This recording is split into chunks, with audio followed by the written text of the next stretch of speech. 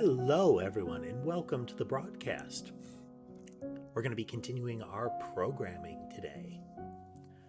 We're going to see how far into actual inventory work we can get, because after the stream, I decided to go back and unfail my inventory attempt. We tried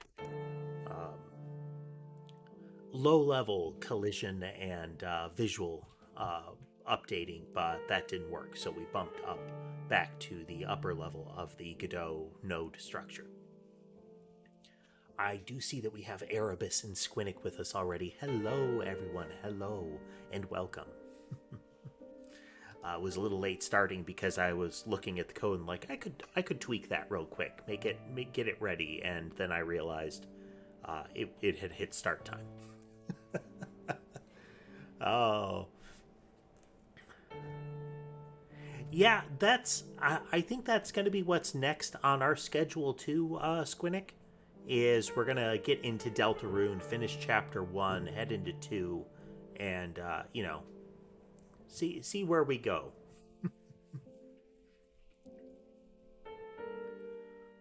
What's your fun fact, Erebus?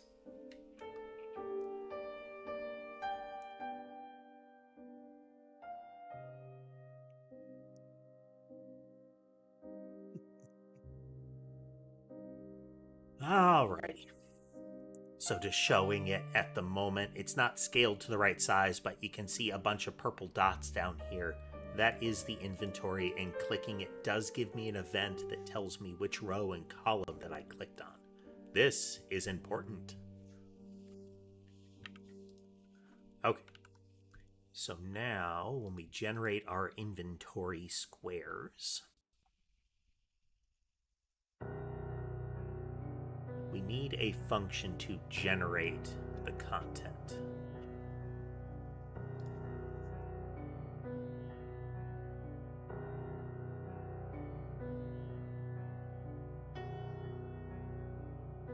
So we're going to update the contents of it. Hey there, Tatum. Welcome.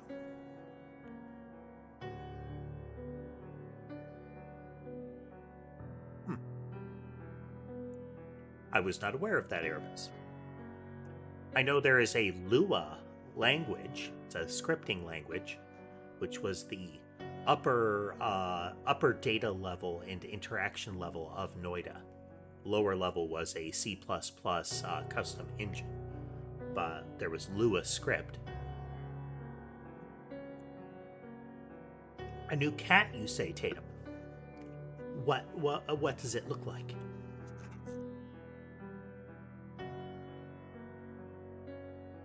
Okay, so this is where we generate all of the squares.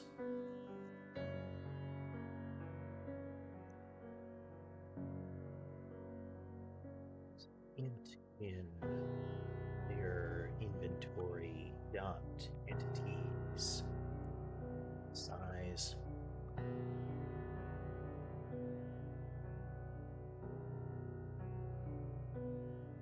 Black and orange with a bit of gray.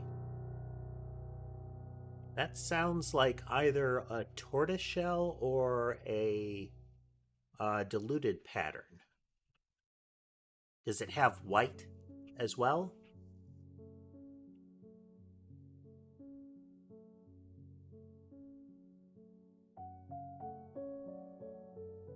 Sounds like diluted. That's the coloration that Ember has.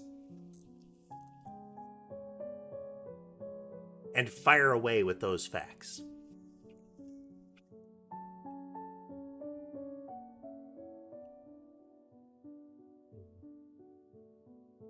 Your inventory.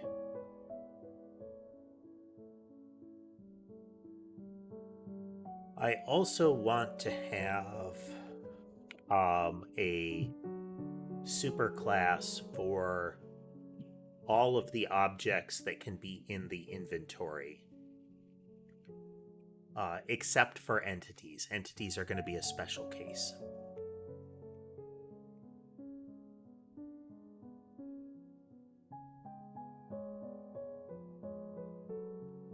That's how it goes, Erebus. You're gonna feel like you don't know anything about coding probably forever. But you will acquire the knowledge. It will rub off on you as you go.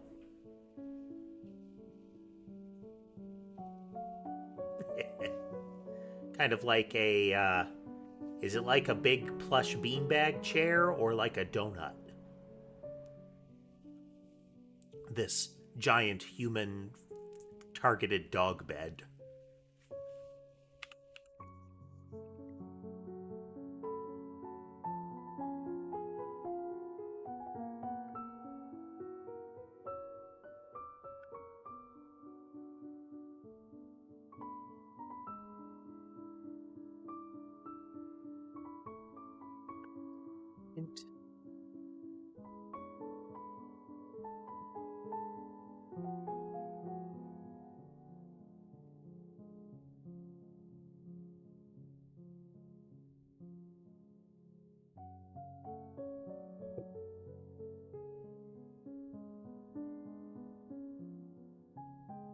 Okay, so the rows and columns, this is the first element in each row. Then these will be the subsequent ones, and these will come after.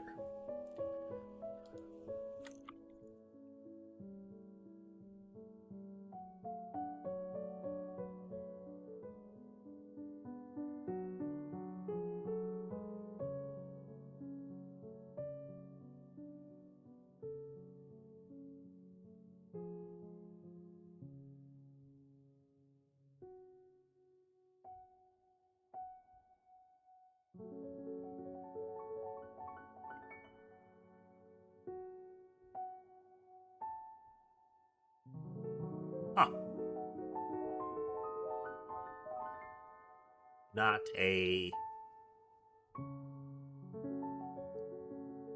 a name that strikes me as incorrect, and camera one's misbehaving. I do like reading Erebus. I read a lot of light novels. They're fun and light, haha. Hello, Donnie. Welcome. Occasionally manga.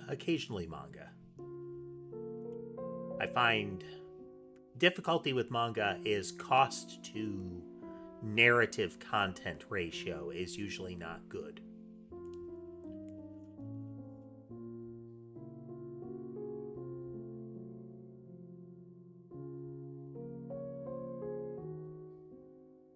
How did I do this with the icons? I'll add square.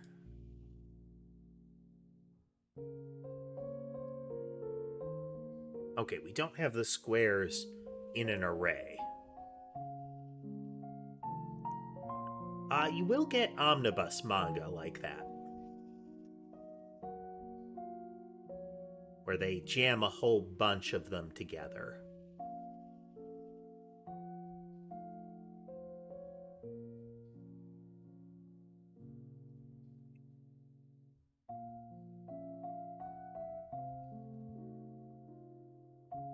I don't recognize that acronym, Donnie. Oh, Berserk. Yeah, I've read Berserk. Okay, Squinnick, have a good day. Thanks for joining us. It's good. I'm looking forward to / concerned what they'll do with the rest of it now that the artist died. I don't like the newer Berserk animes, because they tried to do 3D models and failed. The older ones are good, but they stop at the moment that you'd expect them to stop. And it always feels like the content went too far for them. Alternately, they didn't want to commit to, or they weren't getting the ratings, but I feel like the point that they stop is usually when the content takes a very particular turn. Demon Slayer. I've only seen a part of the first episode of Demon Slayer. I liked the art, but I haven't watched it. A lot of fighting anime of that nature, the kind of action battle anime, don't hold my attention for very long. One Piece did, but I liked the characters up front, but it became a sunk cost fallacy kind of scenario.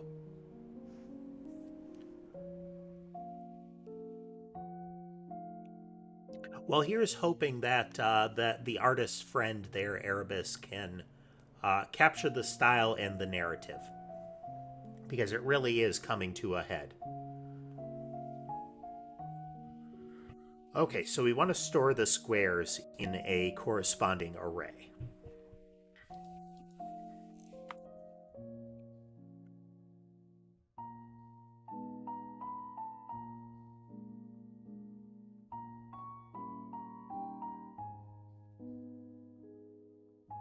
Oops, just an array. And we'll prep it here.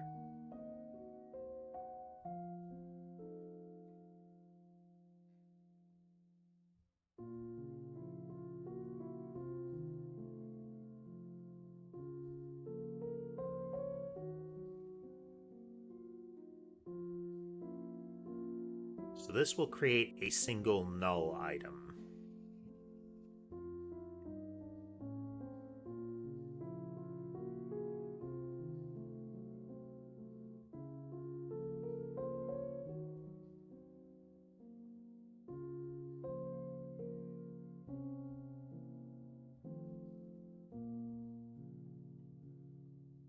How are we going to arrange them?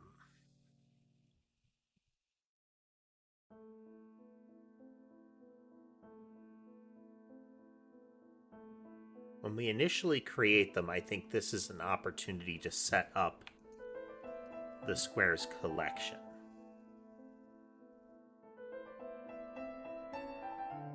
Yeah.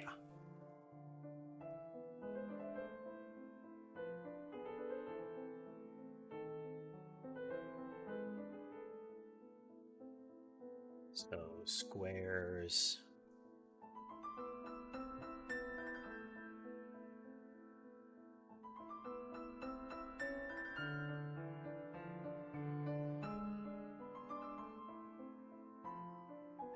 I is equal to that.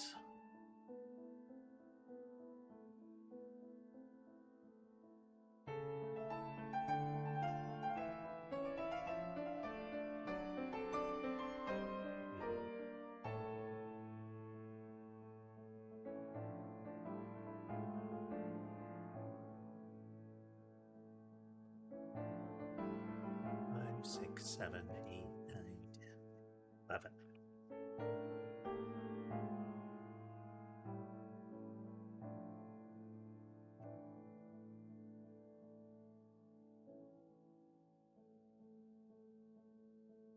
Here's I 0 is equal to. We need to return the square here.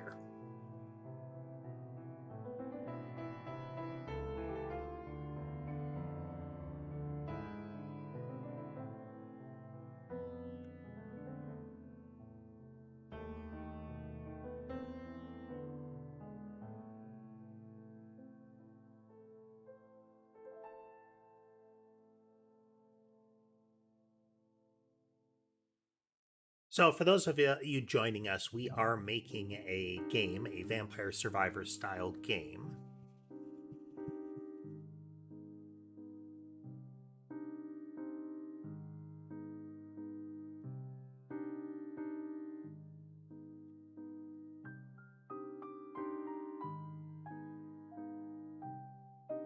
Oh, this is a little different.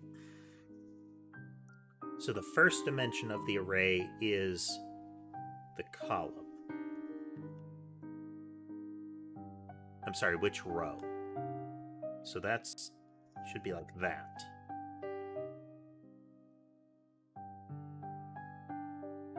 Okay.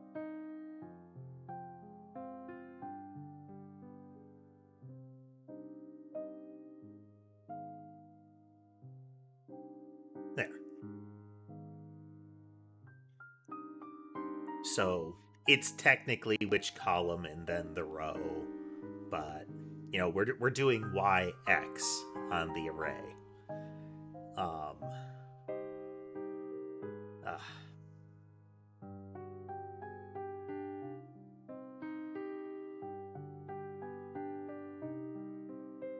it just bothers me to do it that way.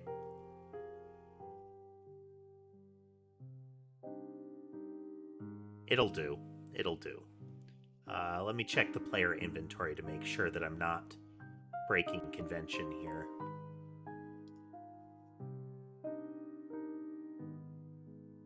Need entities.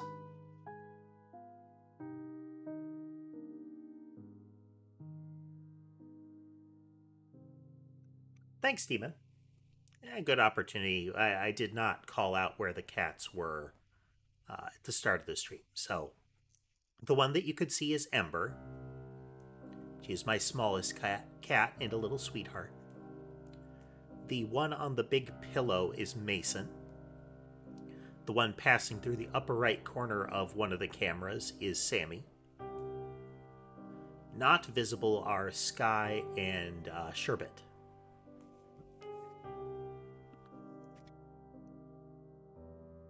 Hey there, Marson. Is it Markin? Let me know.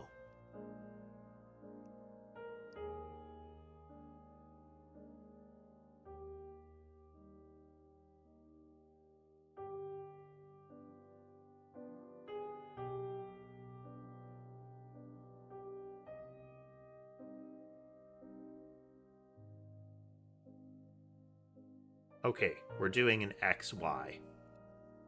We'll stick to it. We'll stick to it.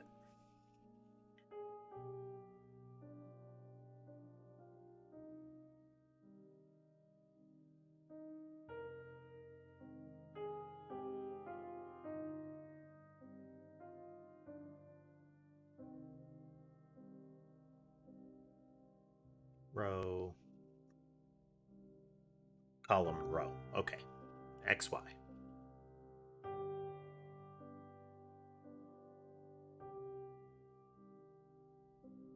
Now we go into add square. And we're going to make this return an inventory square.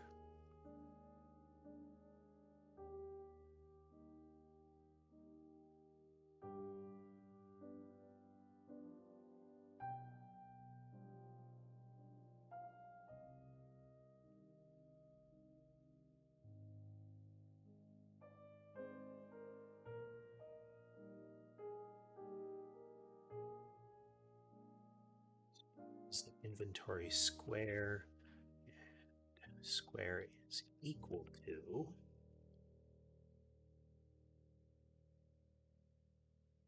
there are times when the Godot engine is trying to be helpful and it's so frustrating.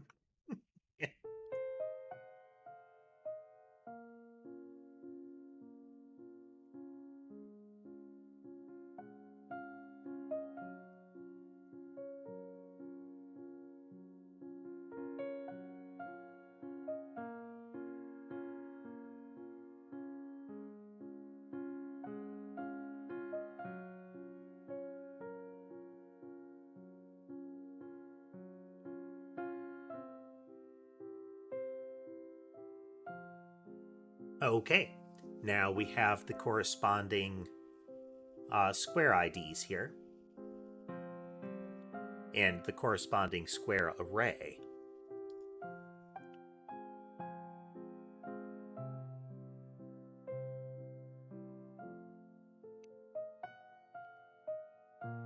How long have I been a streamer? A few years at this point. Going on several.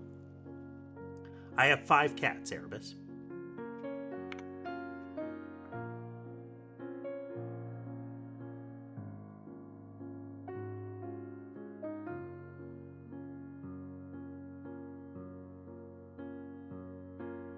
Tory Square.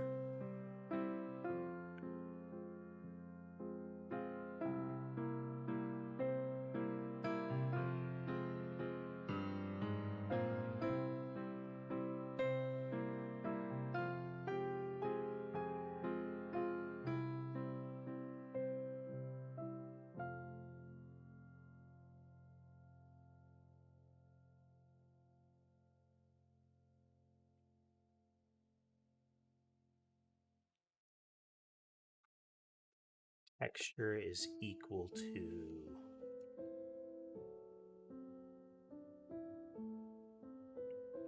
entities i.icon.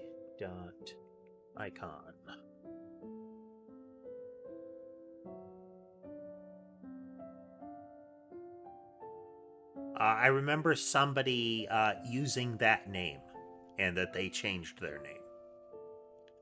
That is all.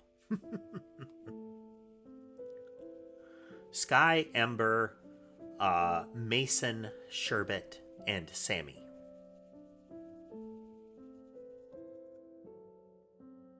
Sammy is on my lap right now.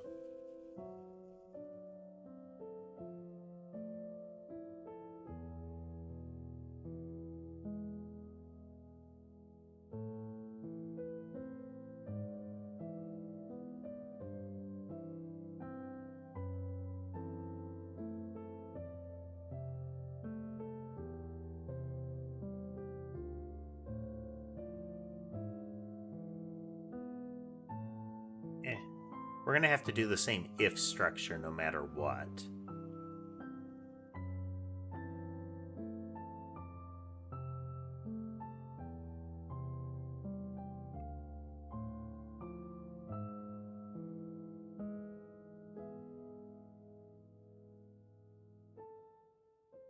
B equal to catalog get icon.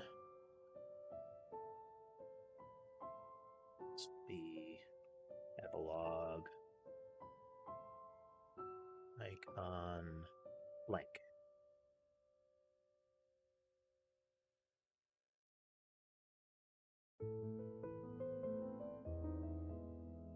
Not texture. Hey, CyberGhost. And by the way, folks, if you notice that if you can't see the person that I am talking to in the chat that you're in, they are in one of the other two chats. We are streaming 2 streams on YouTube, a tall stream and a wide stream, and the wide stream on Twitch as well. If you're in the tall stream, there's a link to the wide stream for YouTube. Sammy and Ember are female. The others are males.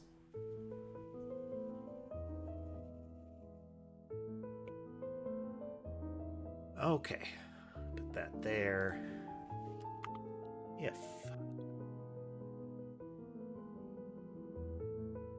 If there is a square. No. This.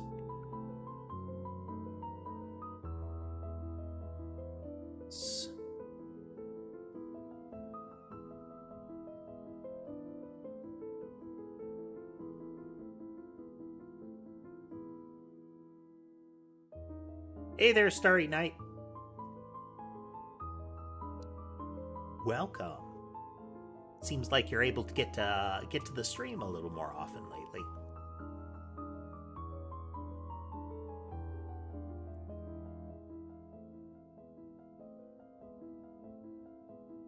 Taking a moment to pet Sammy, and camera 1 is misbehaving, so...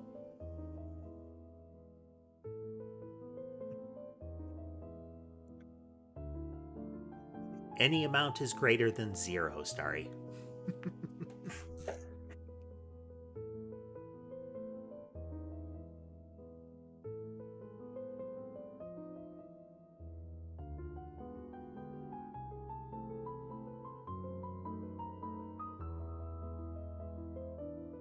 Okay, so it is not entities now, it is...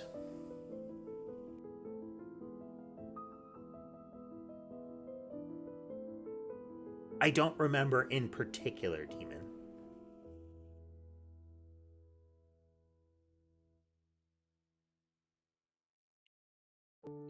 That's always nice, Starry. I have some music for my stream that I had been using, but it was getting copy claimed. Copy claimed for tracks that were completely different. Since I didn't want to bother with that, I didn't want to risk ruining a whole stream. As far as the VOD, I switched to this, which is controlled by a kind of a licensing group. And they police it instead of me trying to police it.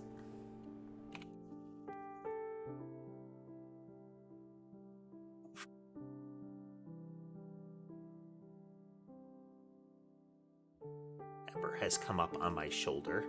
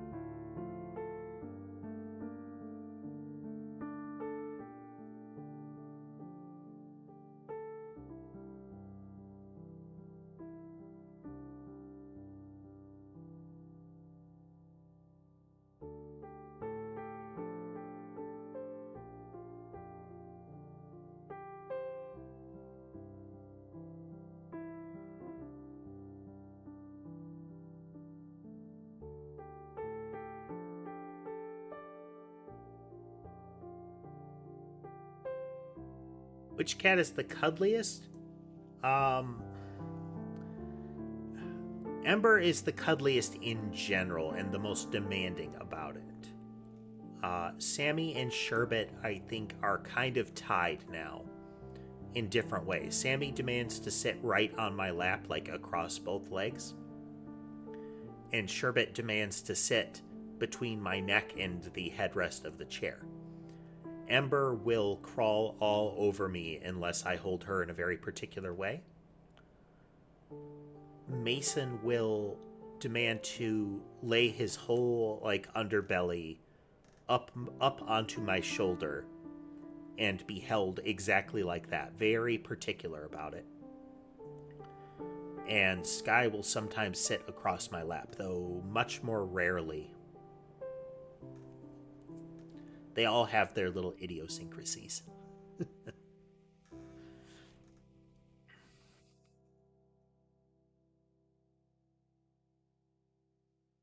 Okay, so we know that J starts at 1. So we'll iterate over it that way. Okay. I'm sorry, the portion of the row that is positioners. This part is why we want to change over to a primary inventory object.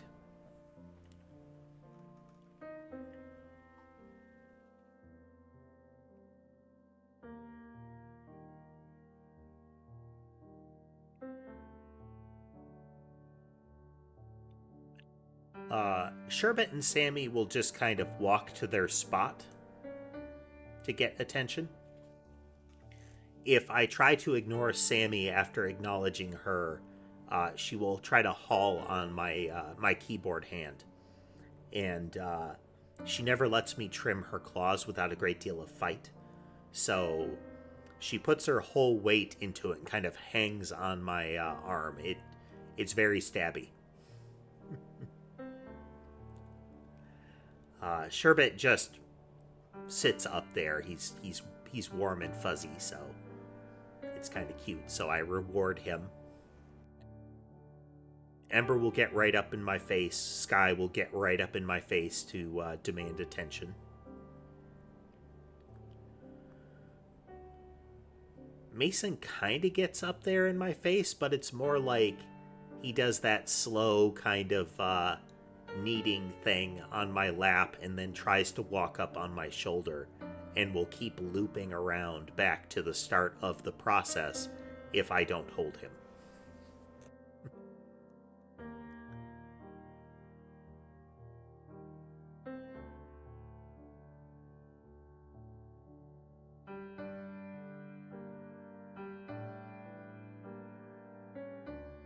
Okay, no, but it needs to be movements J and this K. And it is 6 in that it starts. Hey there, Annabelle.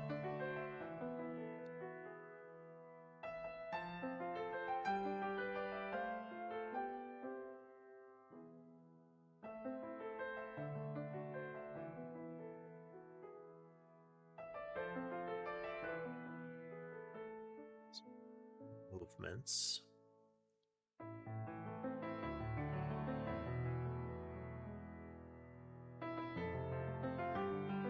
Oh, okay. This is what we're missing.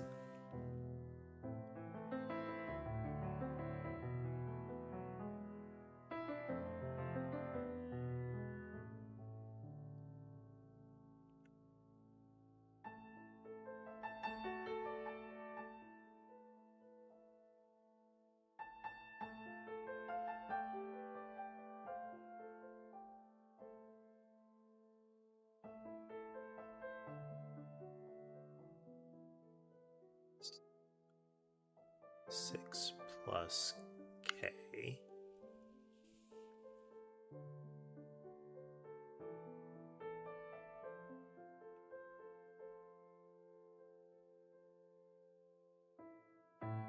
That should be it.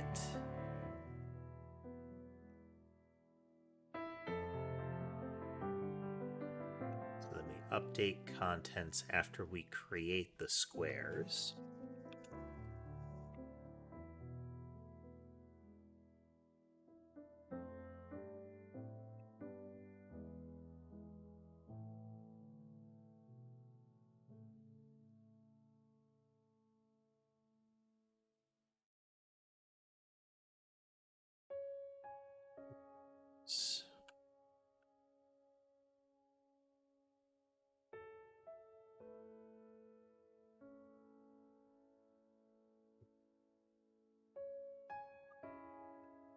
Six.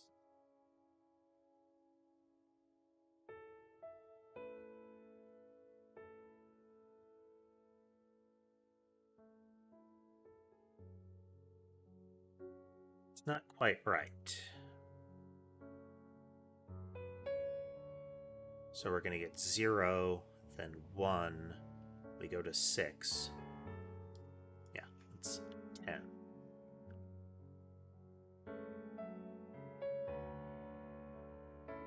This part isn't right.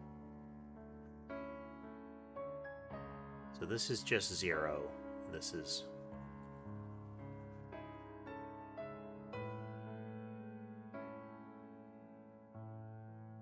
That's to 6, because it'll be 1 through 5. And then 6 here. This is inclusive to exclusive. Start here, stop before. So this will be the numbers 1 through 5. This will be the numbers 6 through 10. Yes.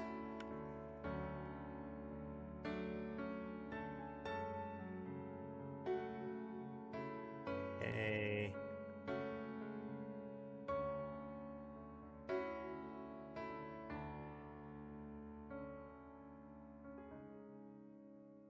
We should be setting these here.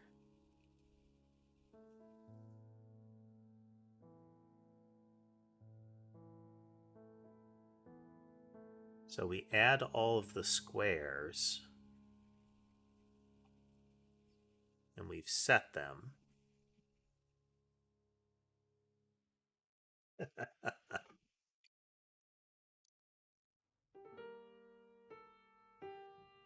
Yeah, hey there, Drew. Sometimes in Terraria, common ways of building a base can get you in a circumstance where, like, they can attack you right where you respawn.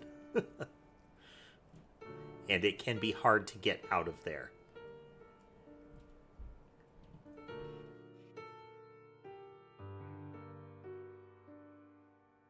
My general base building patterns have been originally were set up to prevent that kind of scenario, but also to prevent destruction by clown, back when the clowns could break blocks. Yep. Teleport around and strike through walls.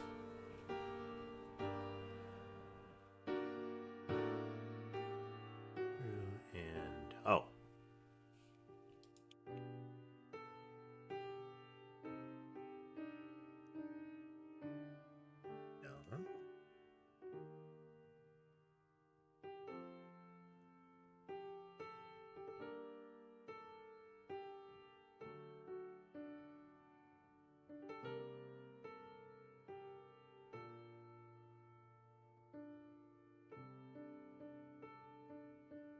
Add the square. And here the square has been set to have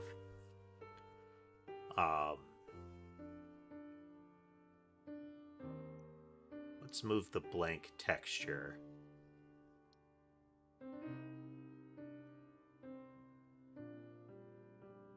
All the way up here.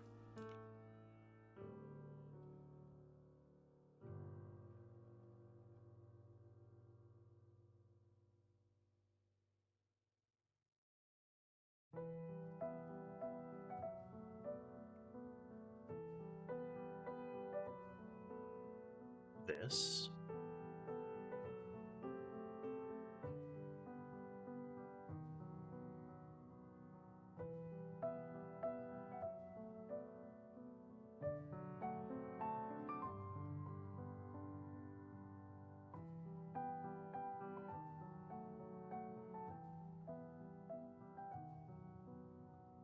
Then positioners, then movement objects.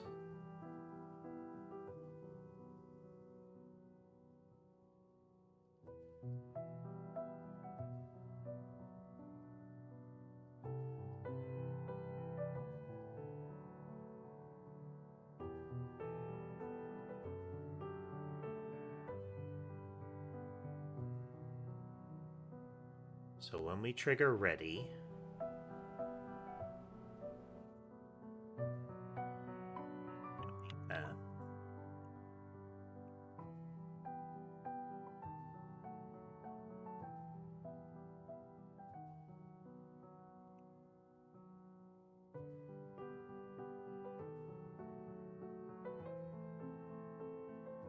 hey there, PSS. Welcome.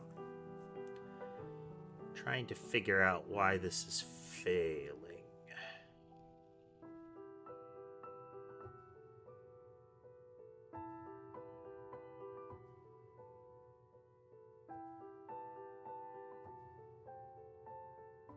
Okay, so we're going to go to here, and then we're going to go to here.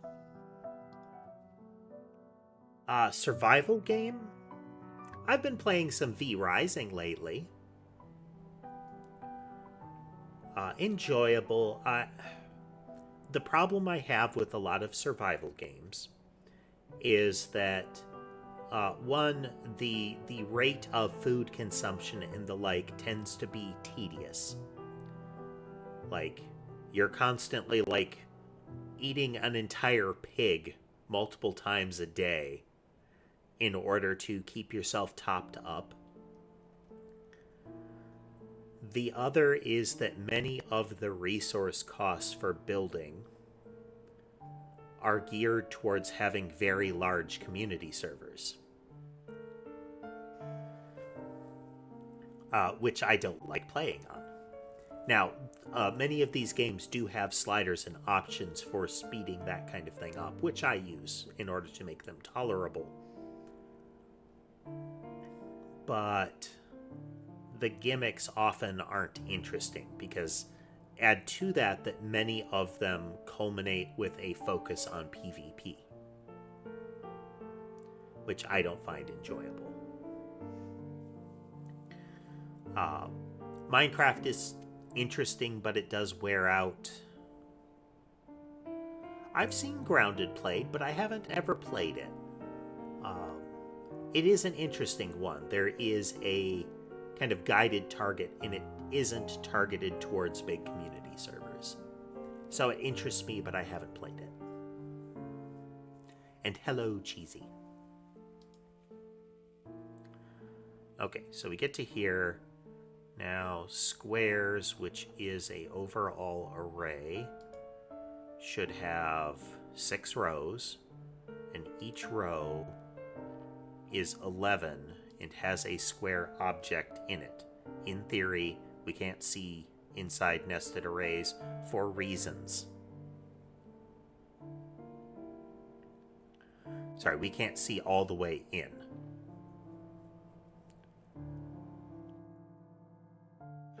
Yeah, we'll load that up in just a moment.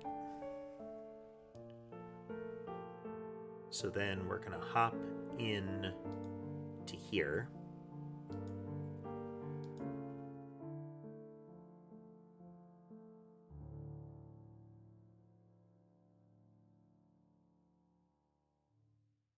Now, wait a minute. Why did we leap out of that?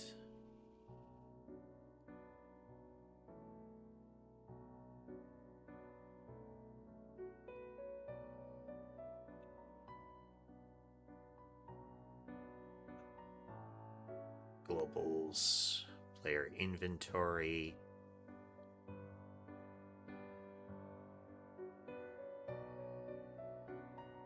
Player inventory is not initialized.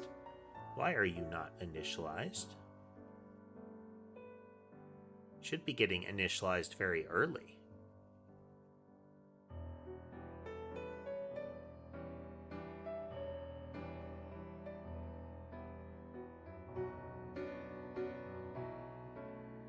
So that's why this is not acting here.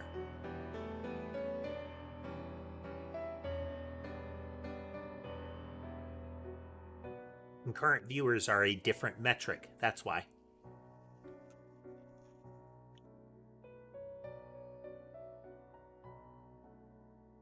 They mean very different things.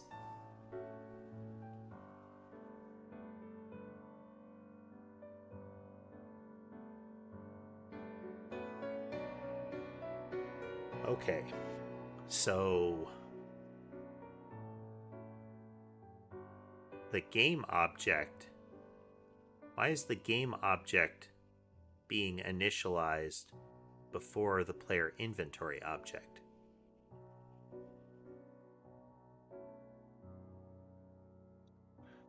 There is a notification as long as notifications are turned on for subscribers, but not all subscribers want to watch a live at the time it is live, or can.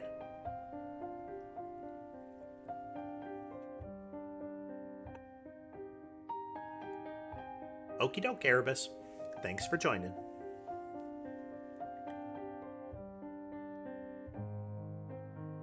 Okay, so let's look at player inventory.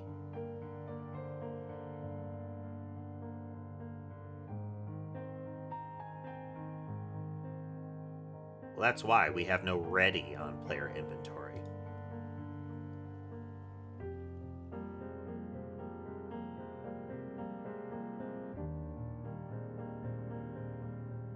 We initialize it.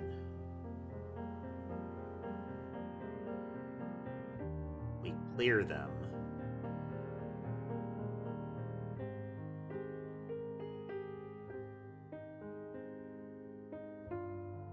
But we should have one. Oh, but we don't at the time. We don't at the time. Okay.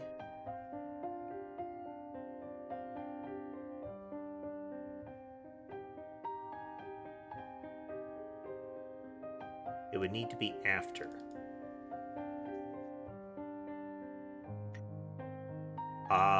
I would leave that to your opinion, official. I'm more of a droid with cat features. Hey there, sleepyhead. Cat ears and a heavy tail.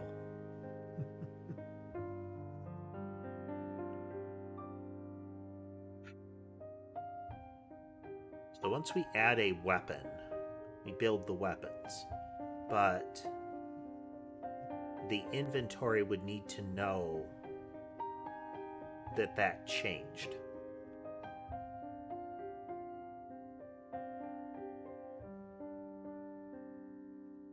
We're working on getting the inventory displayed and mirrored to the content. That is one of my 5 cats, official. That one is Mason. Let's see how many cameras are behaving and how many we can see.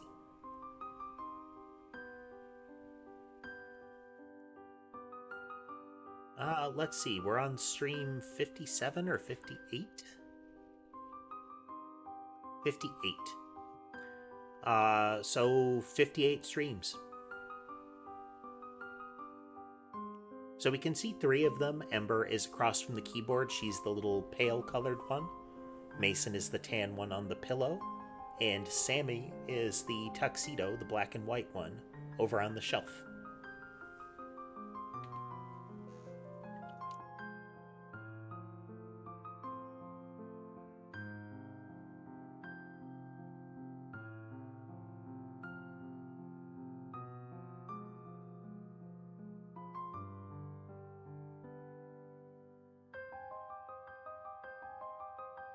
The collision zone.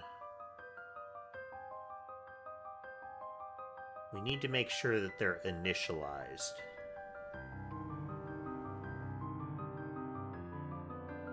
So in-game ready.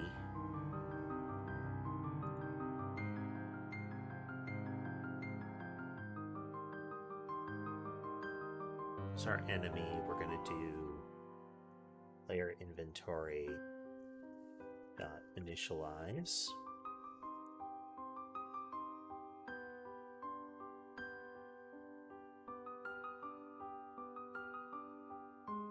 So we're going to add the squares, but we're not going to update the contents yet.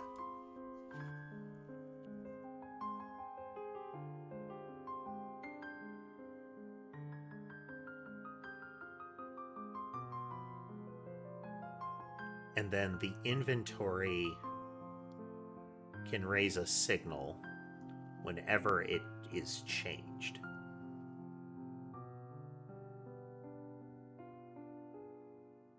What you gonna start with, Sleepyhead?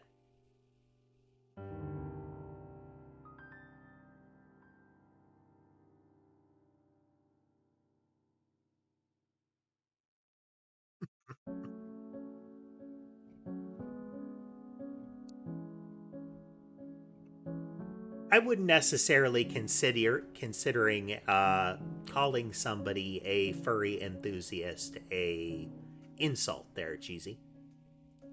I would say that there are many people that consider it derogatory. And that's why I generally leave it up to that person's opinion when they say that, because that person may follow up an answer of things like yes or no with assertions of their opinion.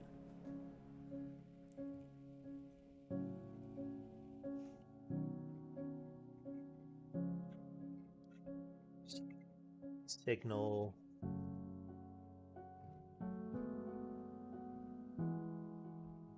Tory changed. It has no parameters. So whenever we clear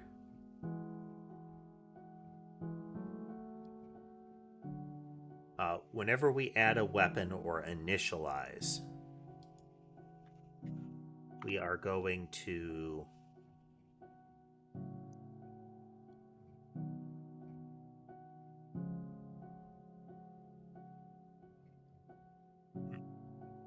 this might be an issue. We'll see.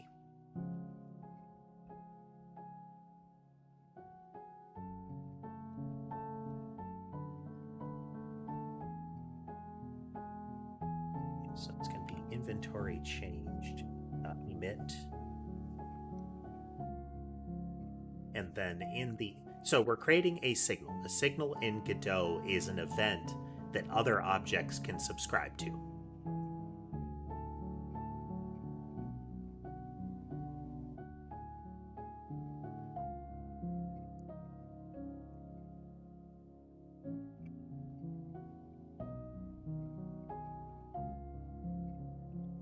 That's an interesting path, a good ambition there, Sleepyhead.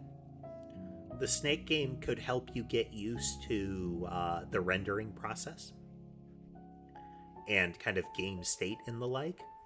Then a farming sim is a much larger undertaking, so it can leverage some of the stuff you previously learned and then has a nice, healthy design mentality. Not yet, Lunar, not yet. Welcome. So we emit the inventory change signal, and also we're going to emit that every time we add a weapon.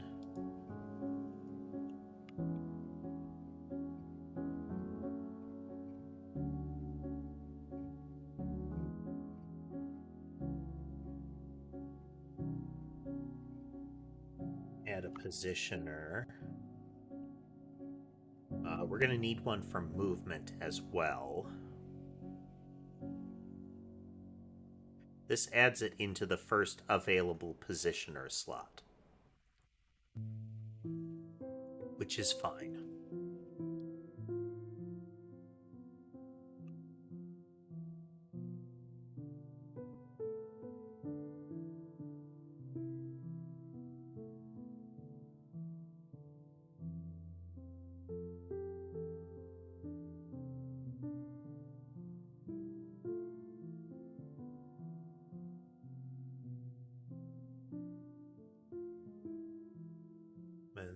In positioners.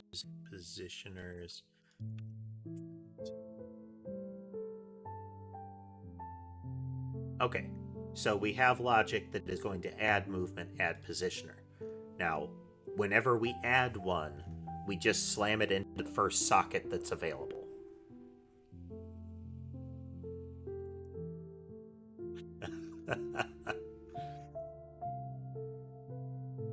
You never know, some of your suggestions get through, Lunar.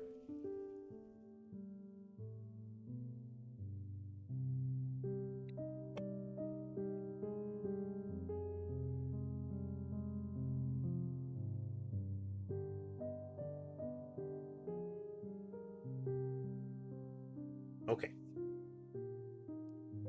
So then we need in the inventory, in ready, we populate it out, we set up our squares collection, and then we're going to have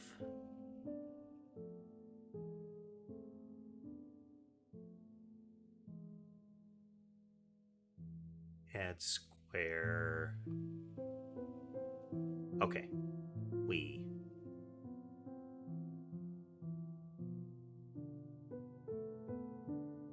connect that thing's signal to our function.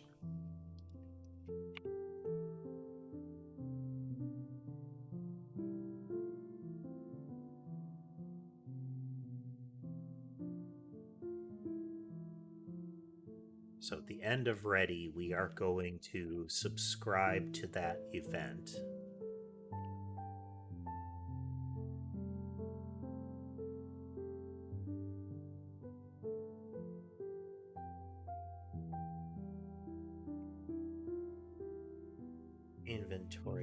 Inventory changed connect to on inventory changed.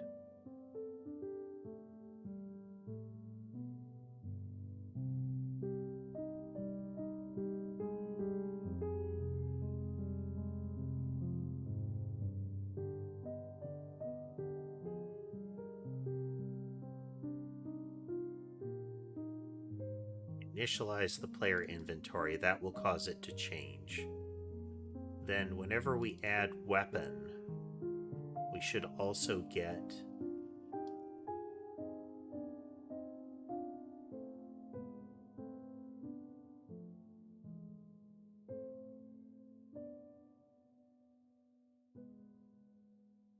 an inventory changed.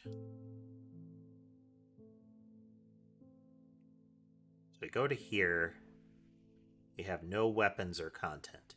And as of this moment, we're not fully in yet. This is us initializing the player inventory object, which is happening right away. Hello, Andrew. So we initialize our collections here.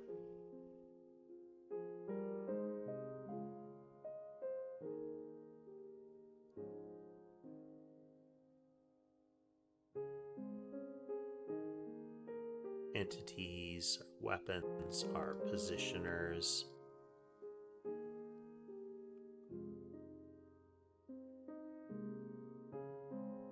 Okay. Now we build the weapon out. And we should now have actual weapon in this. Plate spawn point, no positioners. Just has movement types. So then we emit this.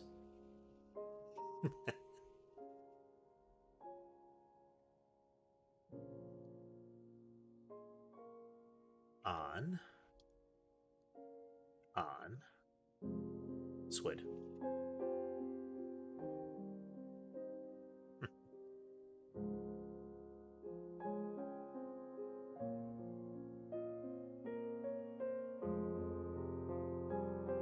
Okay, we have the mouse there now. We still have the blank squares in the wrong position. So I suspect they're stacking on top of each other strangely.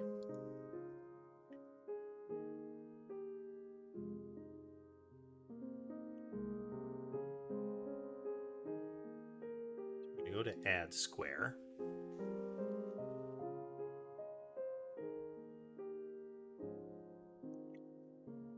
Interestingly, Cheesy, there are different ways, like different tools for game engines do actually have, often have ways to compile that can make them web friendly.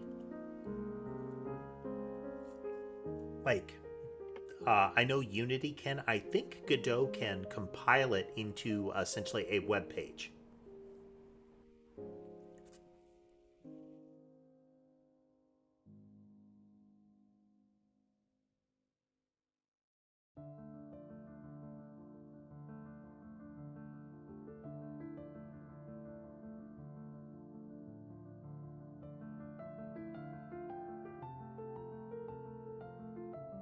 Yeah, you could. You could build a custom engine, essentially, using JavaScript in Canvas. I would advise against trying to start with a custom engine for your learning purposes. That is an extra layer of complexity.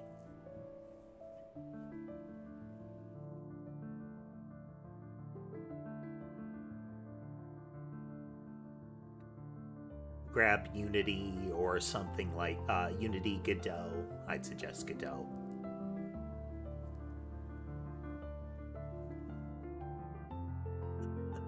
What kind of car, Pete?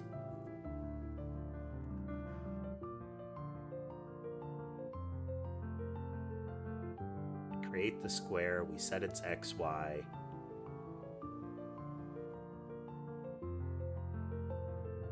Oh. Oh. That's different. The positioning is different. That's why. Wow. There are enough words in that name, Pete, that even with my complete lack of knowledge of cars, I suspect that's a really impressive car.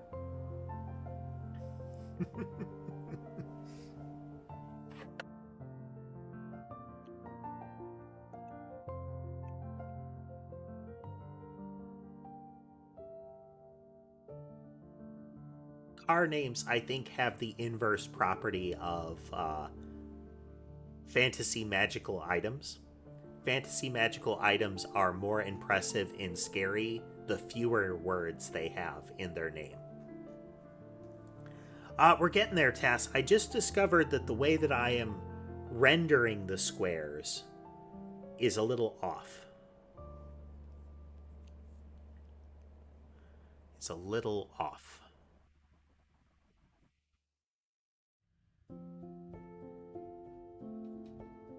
What is the meme? There is a D&D meme that is like Dark Lord, Shadow Gods, Razor of Death does sound impressive. You don't want to be hit by that. But nobody wants to be struck by the Throngler.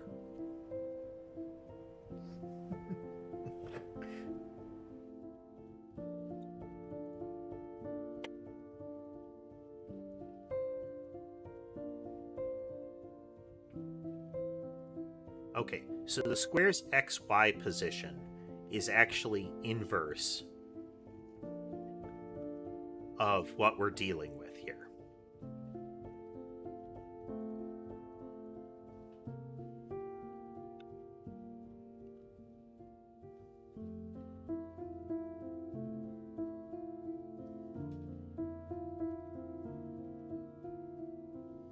Not quite, but it's lined up properly.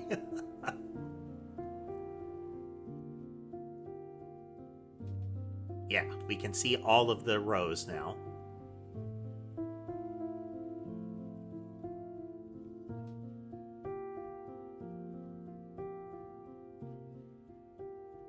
But we need...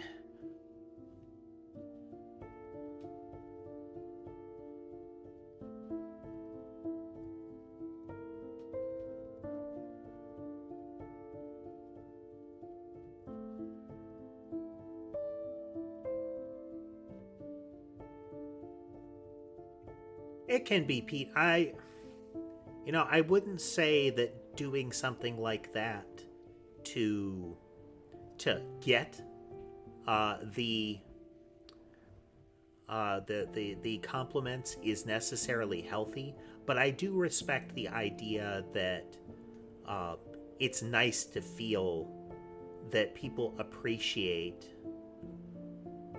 It's nice when people appreciate your successes.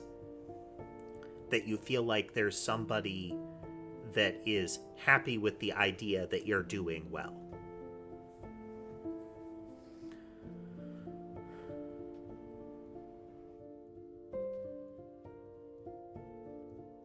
Okay.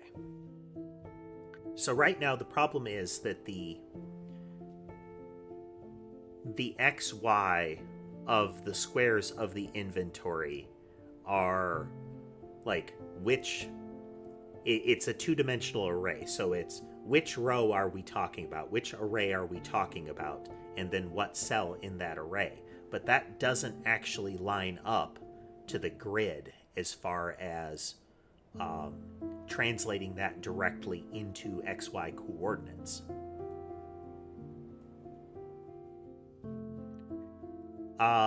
The character avatar will be different based on which character it is. We're starting with just the catbot.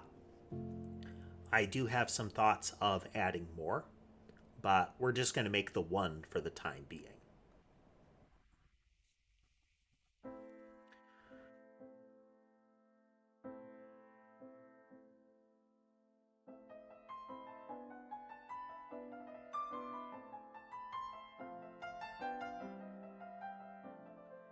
Okay. Square x is equal to square y times 15. Square y equal to square x times 16.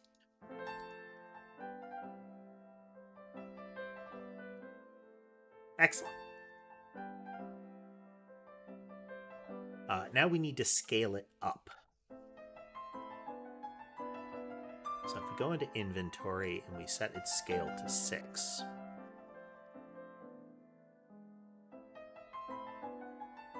That's not quite right.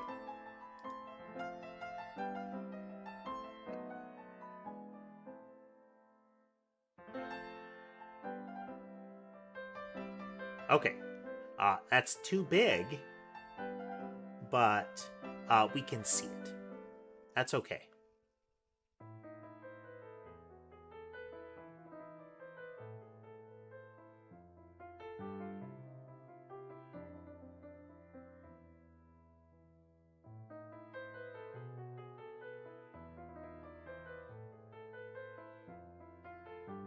What are you referring to, Pete? A renter or what of what? I'm not an artist myself. Um, the game and its sprite art are kind of the limits of my artistic capability. I can doodle and scribble art-wise otherwise. Crafting system, we're actually approaching that. We're actually approaching that.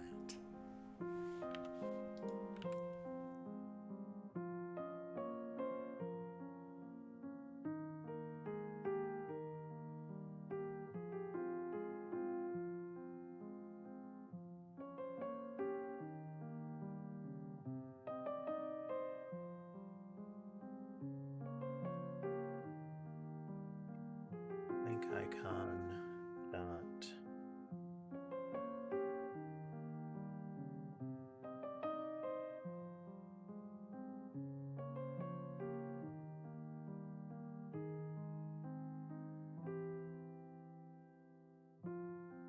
Seeing if we can modulate the color on this thing.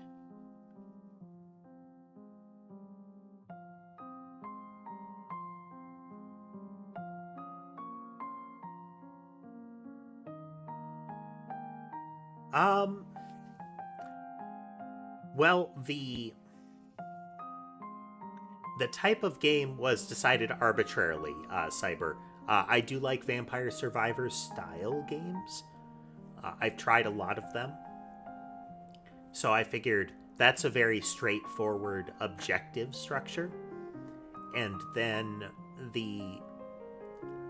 I also enjoyed playing at the time a game called Noida.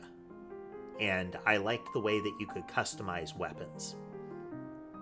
And since many Survivor style games have the same sort of progression, or a progression that feels less tangible, I wanted to avoid that static progression, the level the item up to X and have a particular statistical item and get an upgrade, and instead use the kind of custom build your weapons logic that Noida does.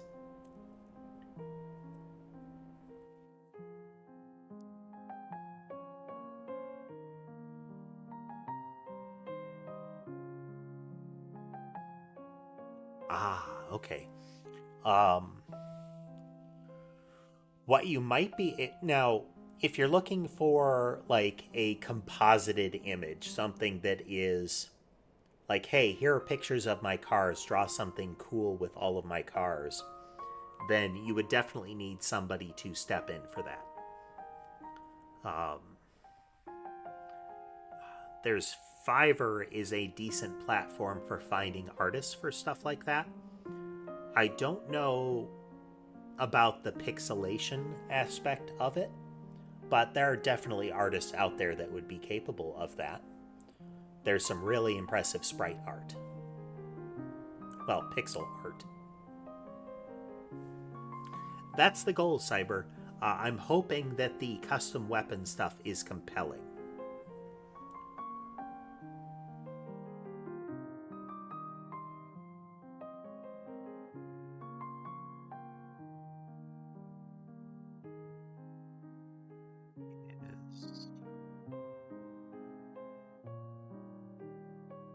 Well, I might just go in and change it so that the icon is pale by itself.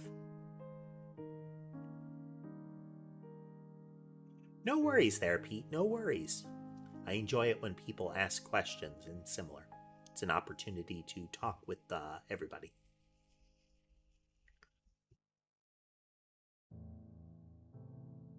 Okie dokie. So we've got them drawing.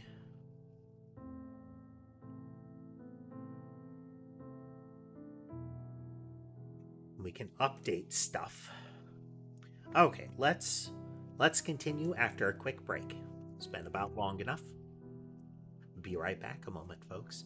And if you like what you've seen and would like to see more, remember to like, follow, subscribe, all that good stuff.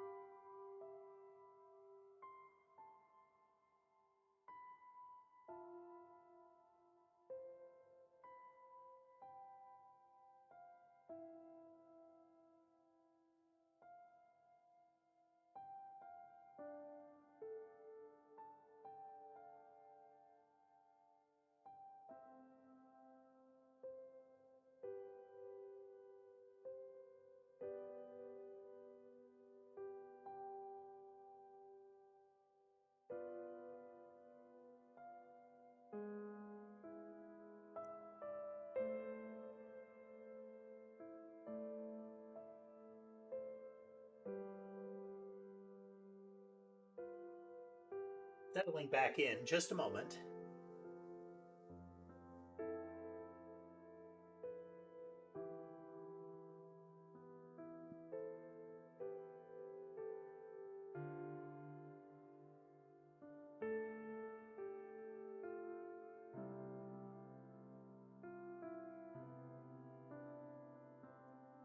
And I'm back. Let's see. Oh, looks like Sans has joined us. Hello, Sans.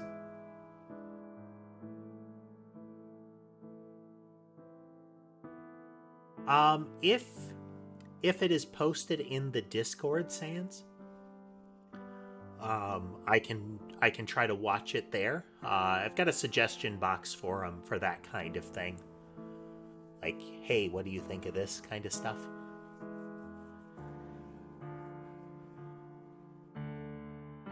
I generally don't do live React content.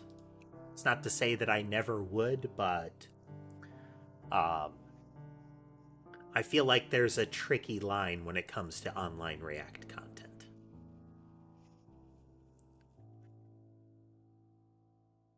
Okay, what was I doing?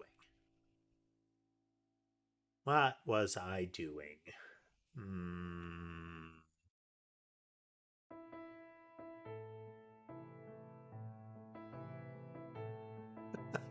Train of thought derailed.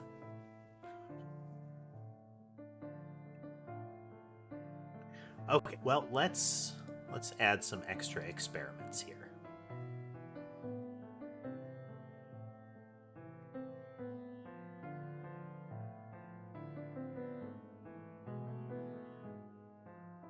Add positioner.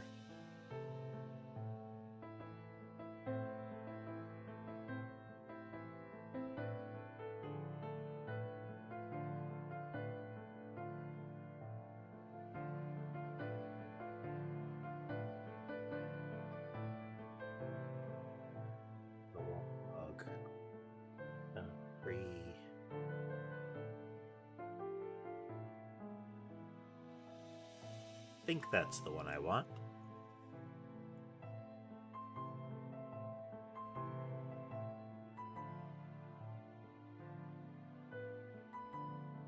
Hey there, mate. Doing okay. All right, our positioner has not shown up.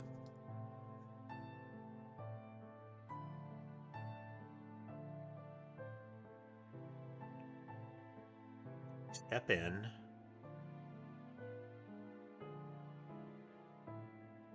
Try to get that. Oh, did I add the icon there? Let's verify.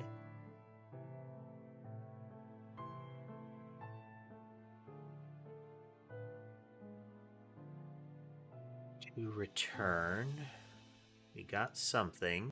It's got an icon.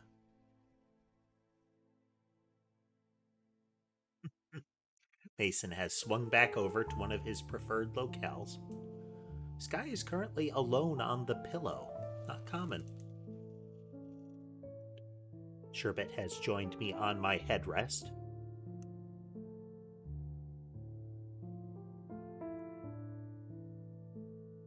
Okay, we clone it to return. It still has the icon.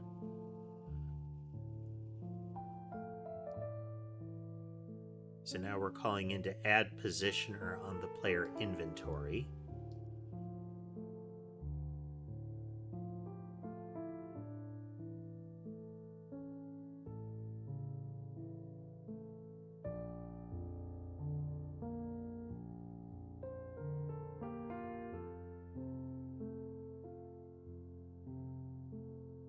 We add the positioner. So positioner's IJ. We're working on the inventory system. Right now, I'm adding a positioner to our collection of weapons, and that should be adding it to the first one. Well, I appreciate it, mate, but it's not showing up in the inventory objects. Oh, well, that's why.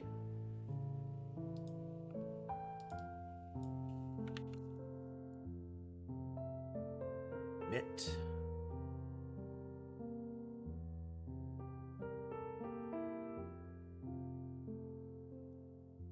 There we go. So it's real big. You can't see the actual collection of stuff, but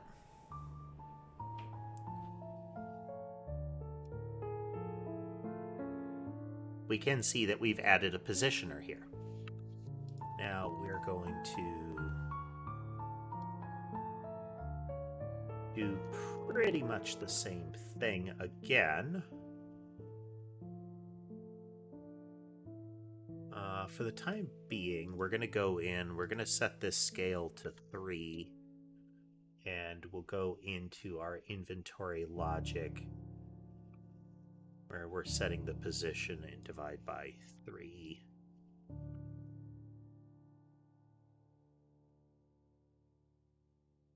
Like so. Okay.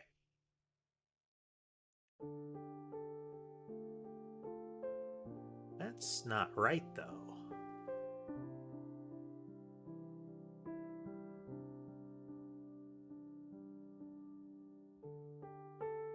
We add positioner twice, we should be getting 2 of them in the list.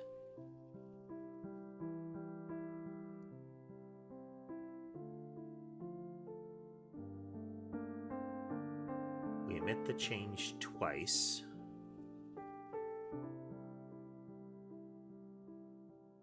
We'll get 2 change emissions here. Then in the actual inventory, when that happens, we update contents. So the first time is when we add a weapon. Second time is when we add the first positioner. And the third time should be when we have added the second positioner.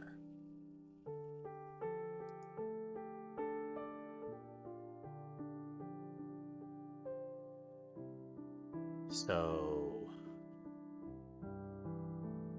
get our square texture right now. That is our mouse texture.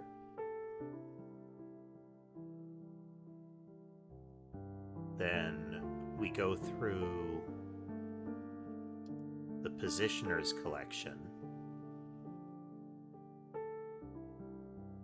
And we're looking at that row. And we're looking at 1 plus j here. So that square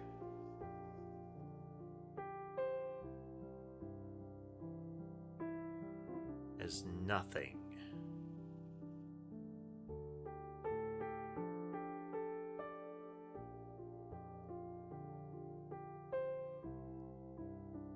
Okay, again.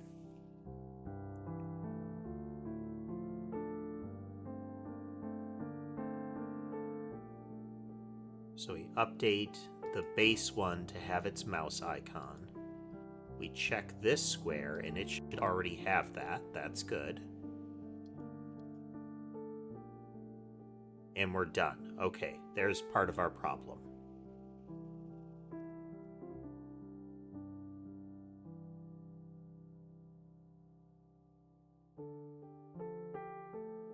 That's our problem.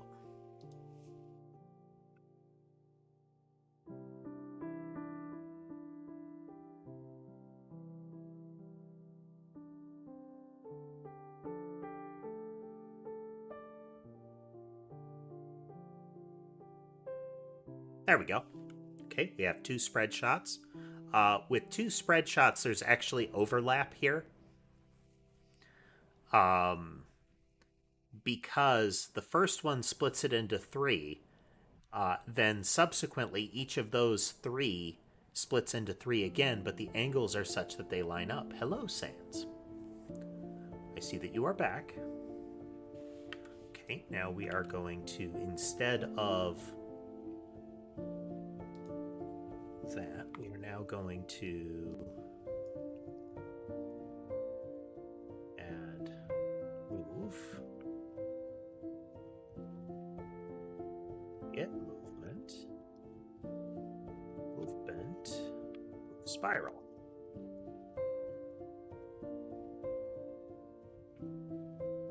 Yeah, I didn't realize you weren't present. my Discord has a board for suggestions, and that can be a good place if you want just my opinion on something.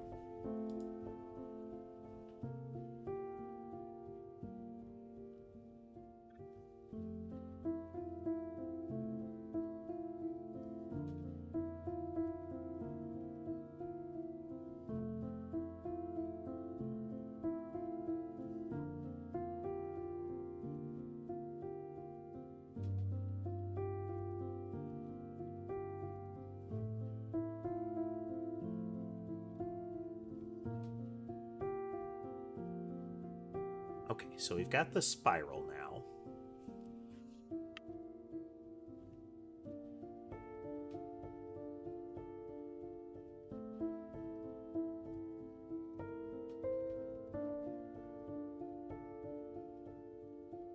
Now, if we go into our catalog,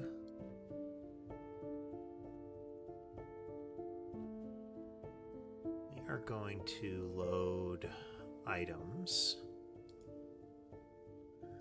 So here's our homing mouse. Just gonna duplicate you entirely.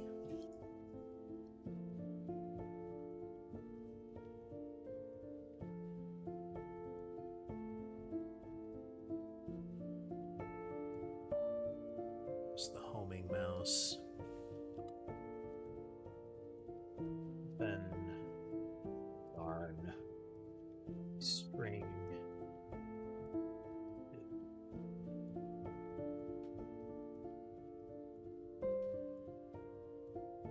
We don't actually need weapon on these, but conventions are conventions.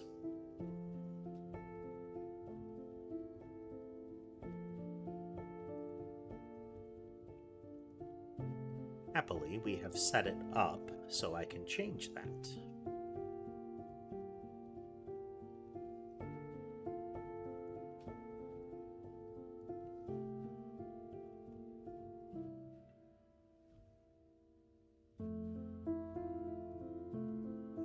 We have a texture.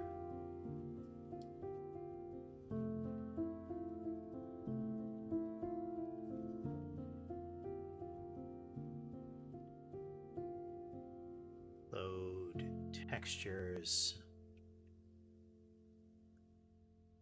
Yarn ball. Oh, okay.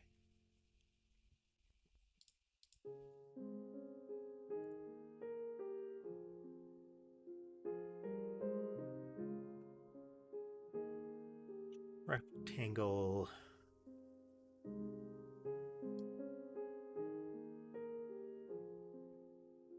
It intrinsically moves in a spiral.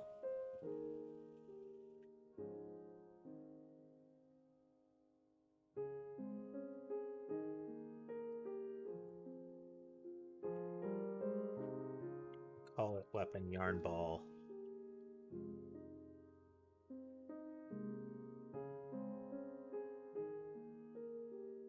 For consistency, no. Weapon yarn, texture yarn.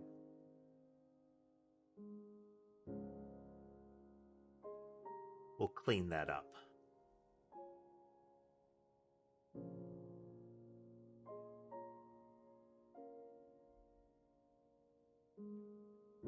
Load textures.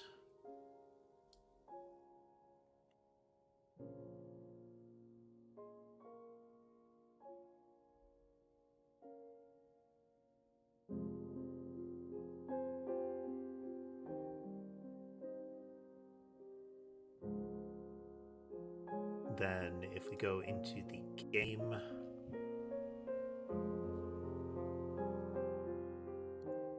blob loaders,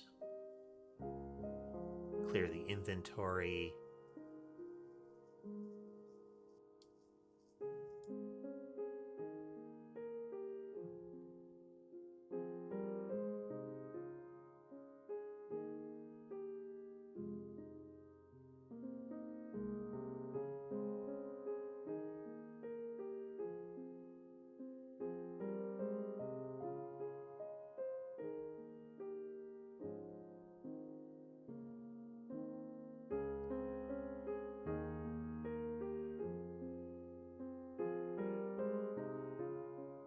Okay, now we can see we have the yarn ball here.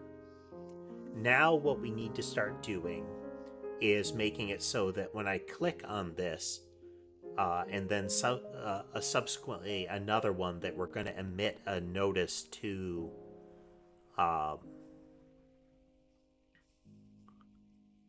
the player inventory.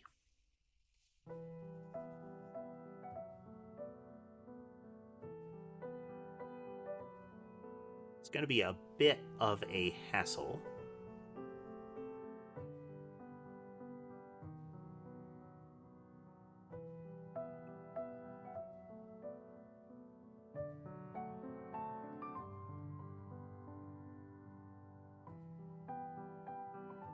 But we can see here we have the mouse moving out in threes and spiraling. Normally the mouse just fires at a random direction and moves in a straight line. That's not the end result of that, but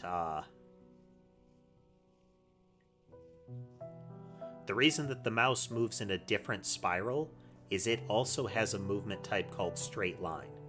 So it's always trying to move in a straight line in that random direction, and that distorts the spiral. Okay, so we're gonna start down that road. I'm going to close everything but the inventory, and then we're gonna reopen player inventory. Can I collapse all? Good. Okay, we need a method for swapping cells.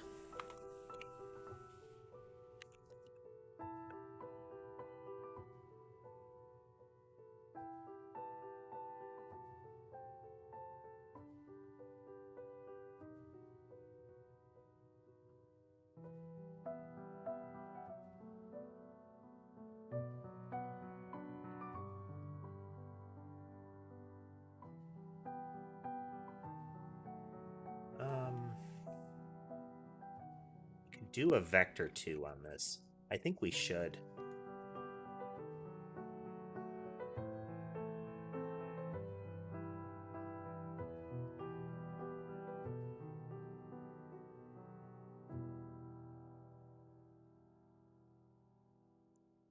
At the moment, we're going to process this only with one special case, and that's if it is the first cell in a row. That is the weapon cell, and the weapon cells can only be swapped with other weapon cells.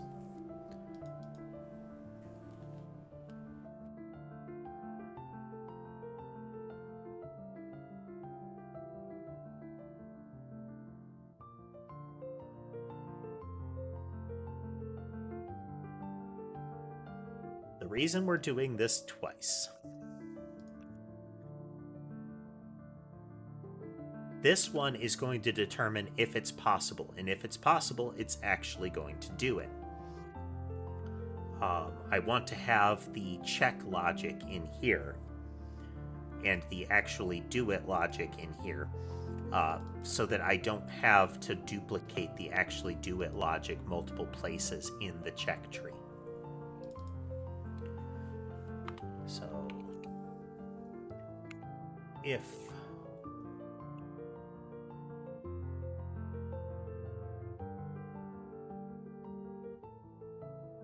source.x is equal to 0, or source.y is equal to 0,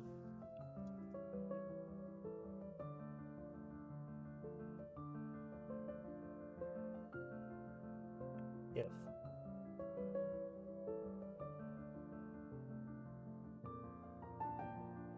source.y is equal to 0. Okay, if either of them are 0, both of them need to be 0, and then we can swap cells.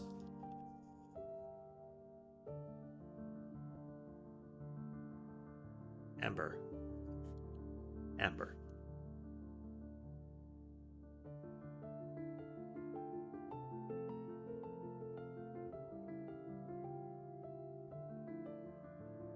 in theory, we can operate with this as our initial test case.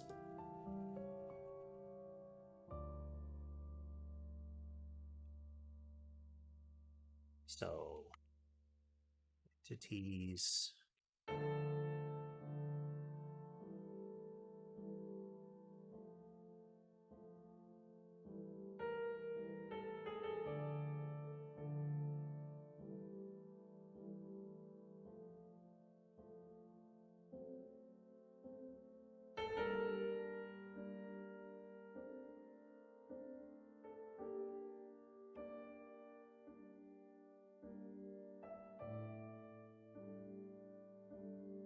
Okay, there is a special case for the 0 item, and that is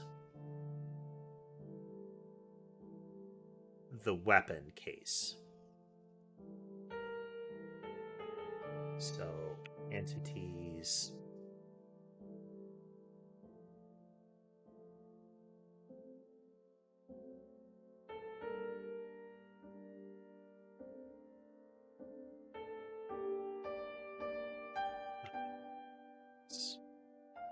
Y.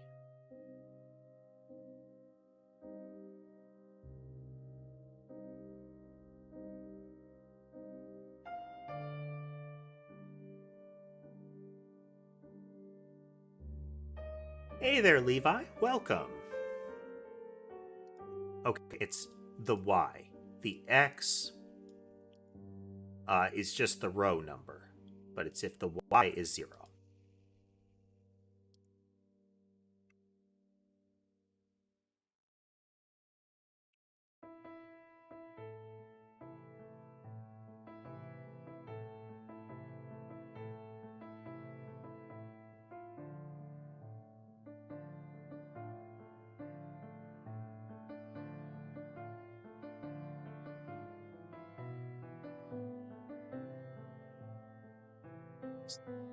Entity equal to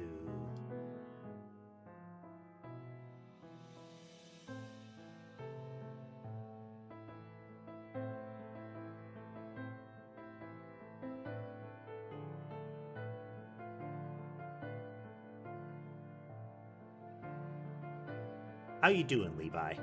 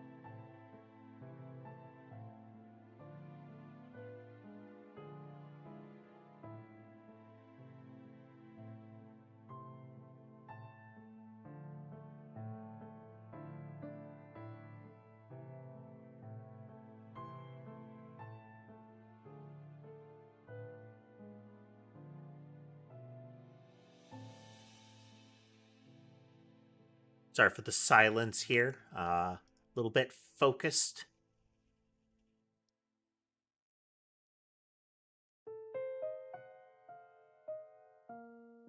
So, if we're swapping the weapons, we also swap the spawn point.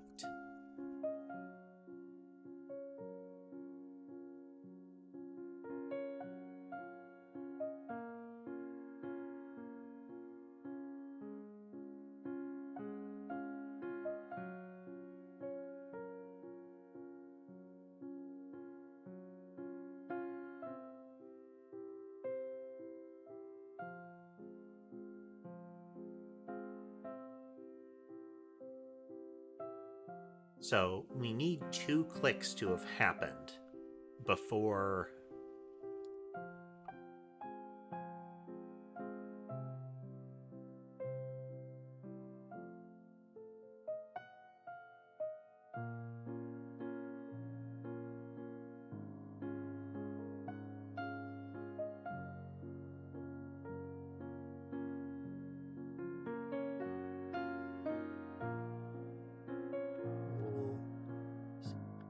false by default.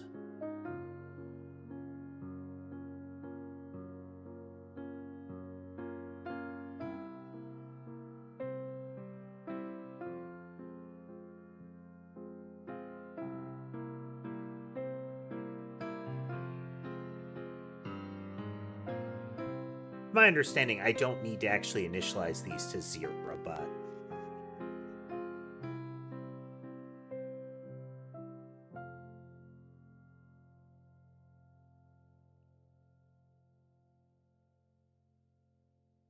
if cell clicked,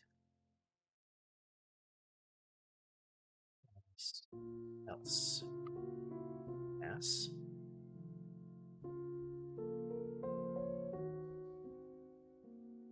Hey there, Highway. Welcome, welcome. We're working on the inventory system in our game. So the cell is not clicked. So cell clicked is equal to true now. And source cell X cell Y destination cell. Don't need to set the destination cell yet.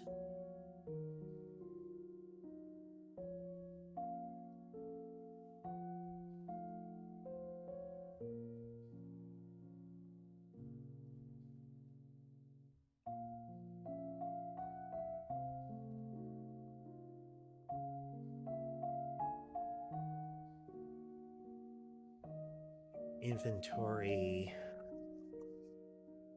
swap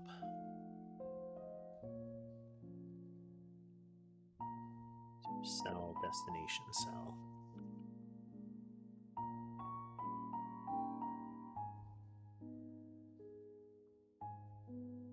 Click, click, nothing.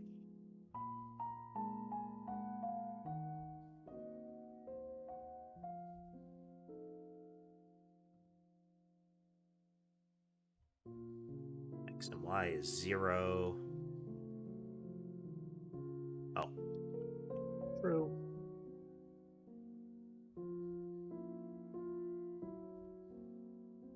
Click. Clicked. We have a source cell. Click.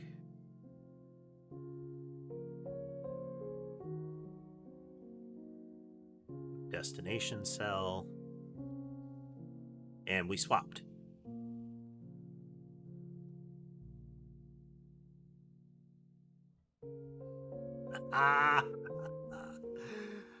It's working. It's working. Now, one of the things I may do is add a floating cell or square that is faded and is for the purpose of showing that I am in a clicked state.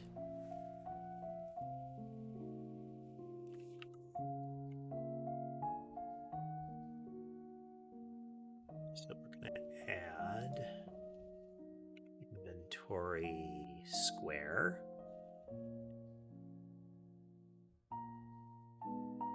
There's no texture. And let's see.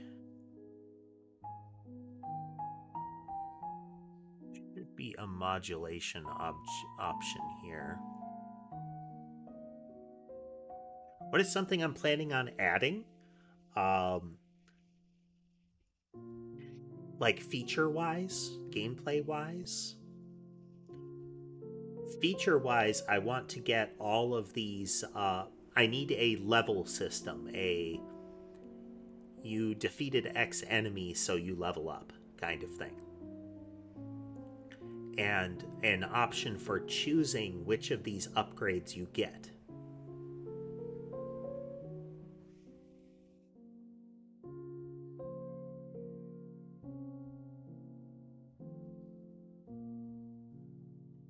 There we go.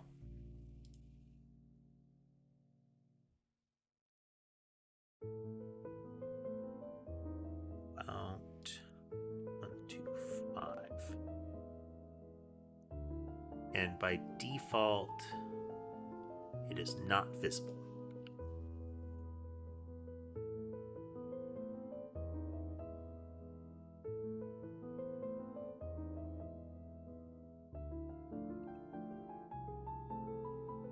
We're going to call it the carry square.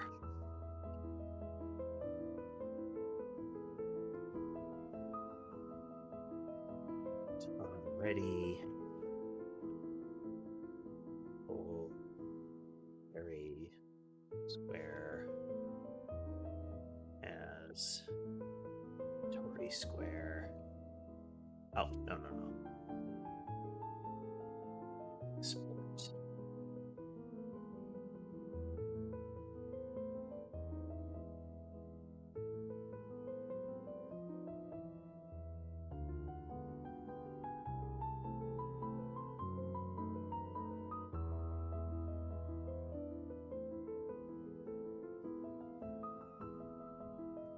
Square dot visible dot texture is equal to squares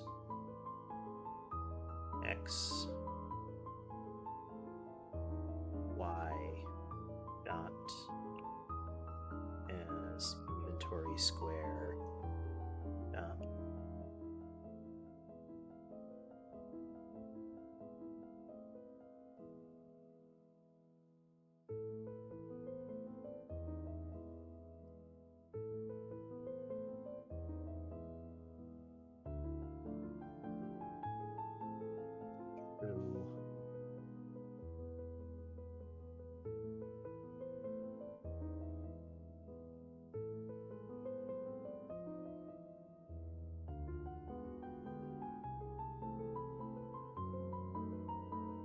for the time being, let's switch over to our 2D layout.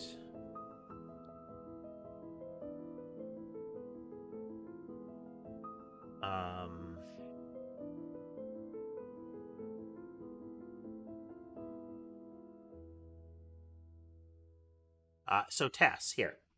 So we're starting, you see the yarn ball is by default, it's spiraling out.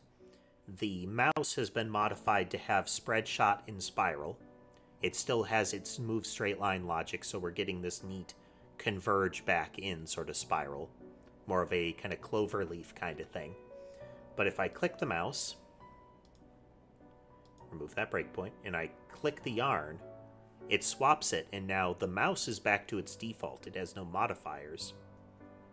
But the yarn is now doing a double spiral, so this super wide spiral with spread. I don't have the clicks for these other ones working yet, but what we're working on right now is for the inventory to track mouse movement.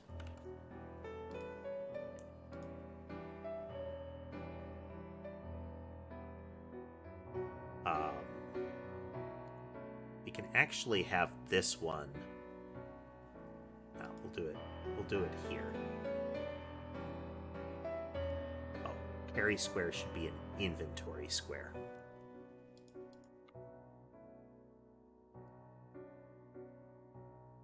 So we are going to actually inventory square instantiate. We're going to make the drag. Right now it's just clicking, but it's drag and drop. We're making a ghost square to follow the mouse after you've clicked the first time.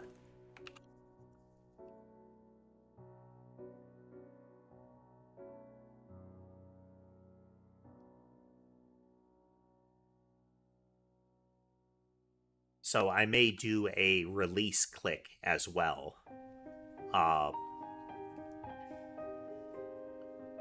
Like a mouse up will also count as the second click.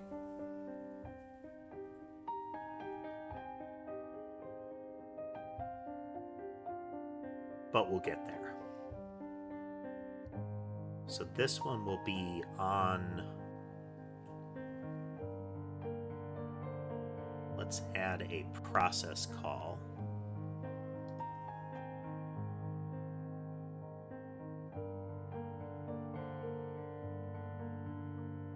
It's a float.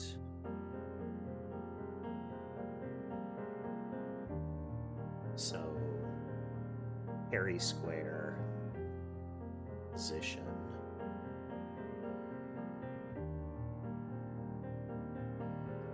to the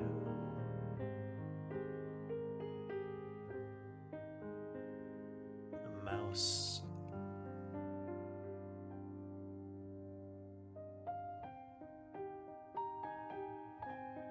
Just a moment. I'll look something up real quick here.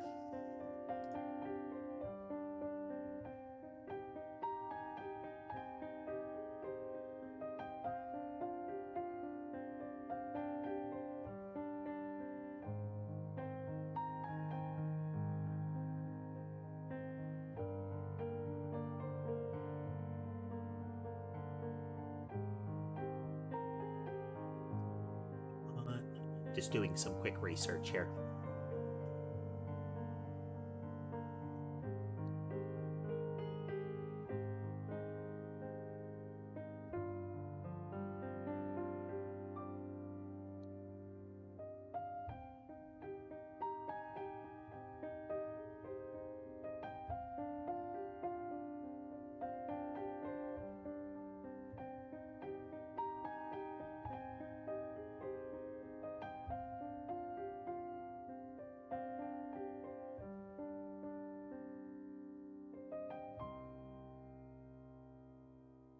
Viewport, get mouse position. Okay.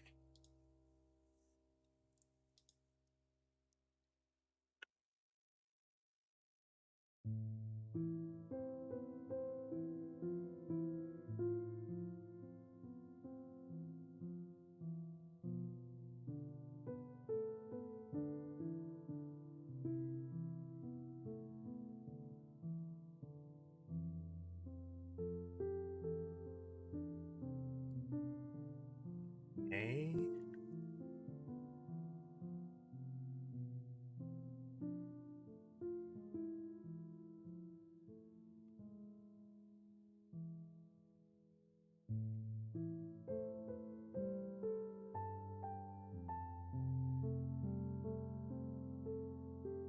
Okay, we're not. Oh, see it? Lower right corner.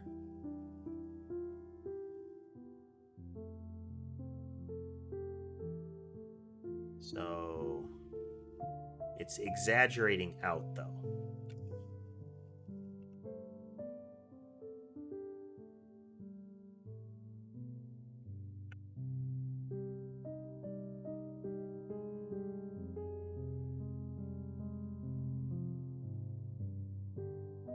Here it is.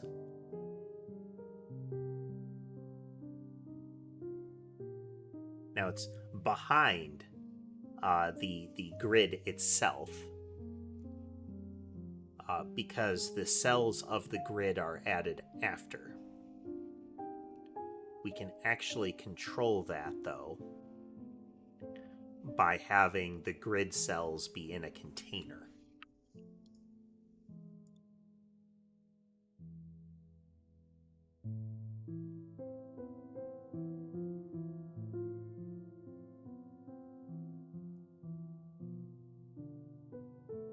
Control.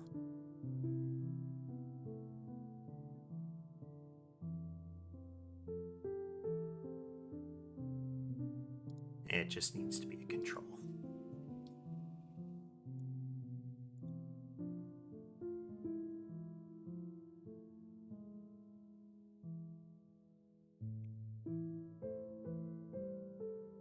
It is not actually a grid control, and we don't want it to be.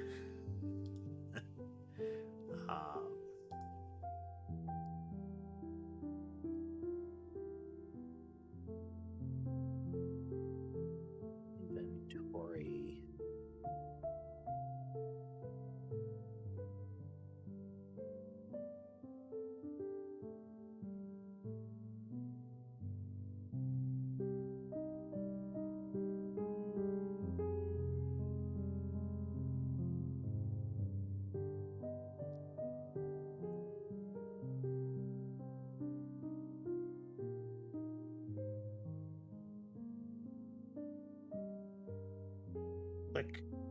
it's still behind it. Oh, that's why. Does need to be below.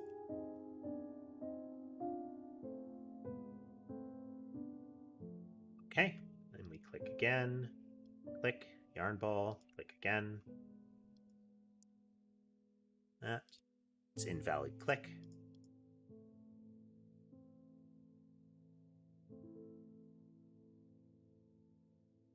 Okay.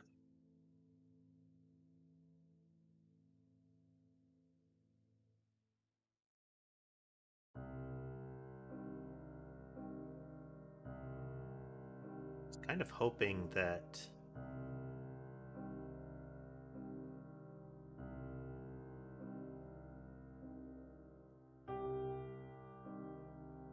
but the carry square doesn't actually need to be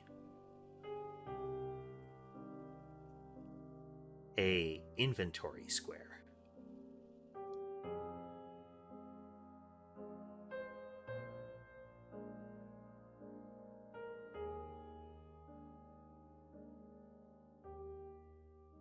And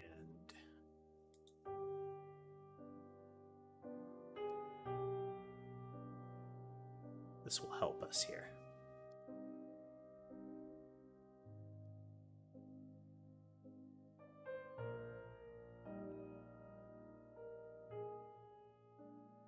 Hey there, Laura. How's it going, Laura?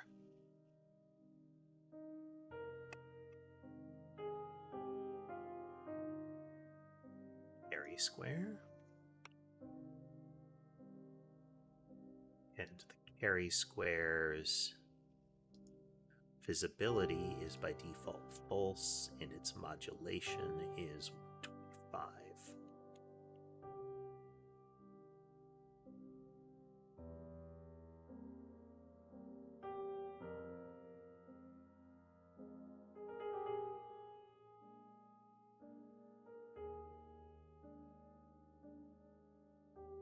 And its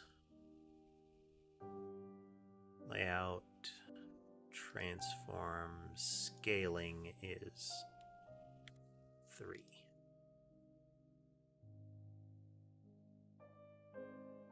Welcome back, Erebus.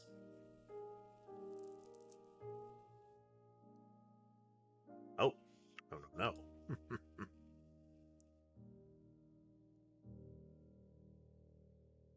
Should be inheriting the scaling of this.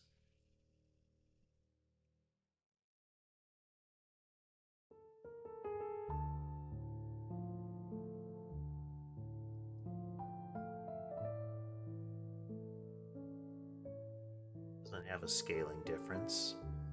What did I change that's causing that? Oh.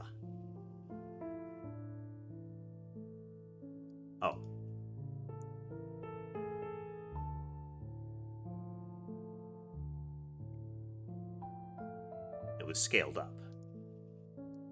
There we go.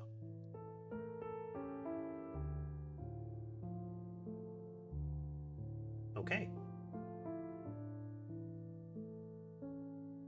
We changed this to a very simple object just so that, like, it doesn't need to be an inventory square. It doesn't have a click event. It doesn't have anything like that.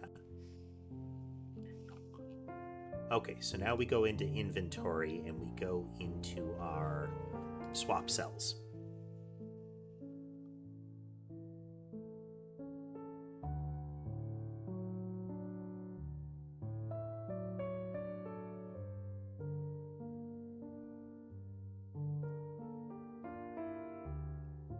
If destination y is 0, then we're allowed to do the swap.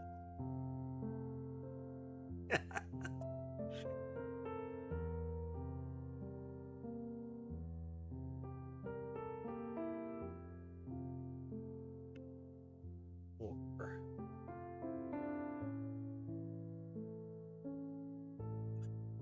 either of them is 0, then both of them have to be 0.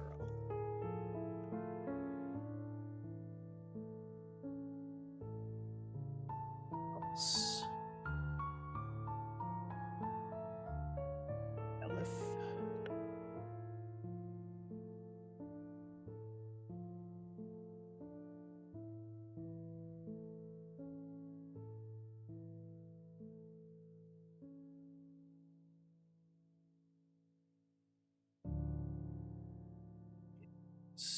Greater than or equal to 1 and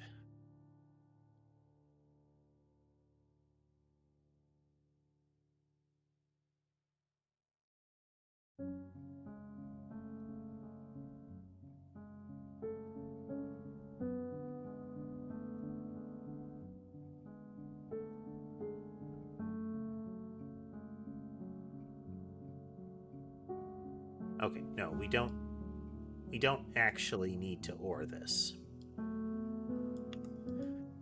because the subsequent checks will have the same logic.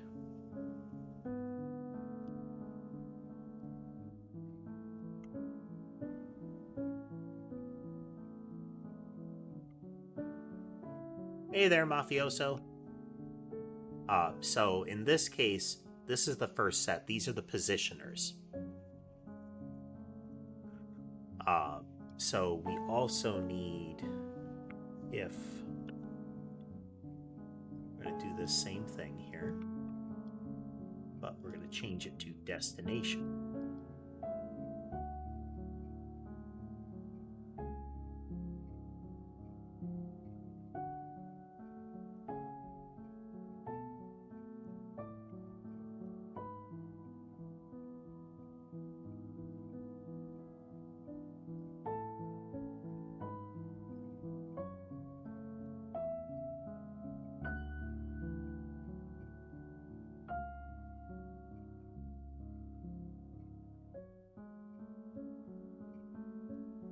Actually do the same thing here.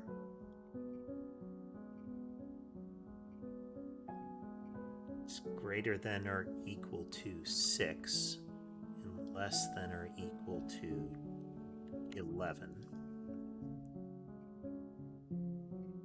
No, 10.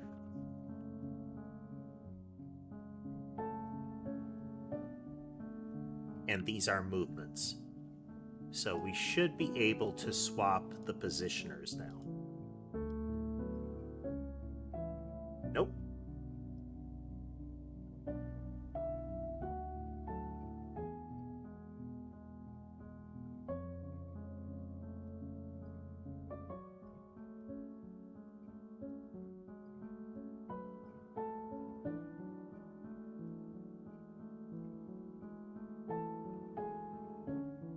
Oh, we don't have the actual swap.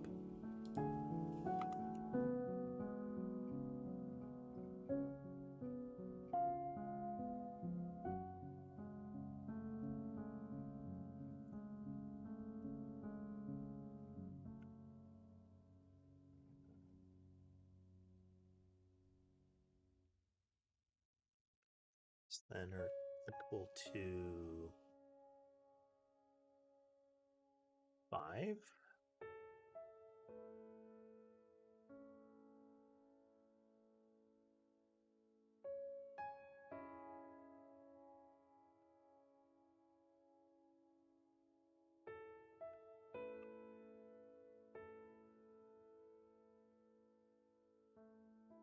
Okay, positioners, movers.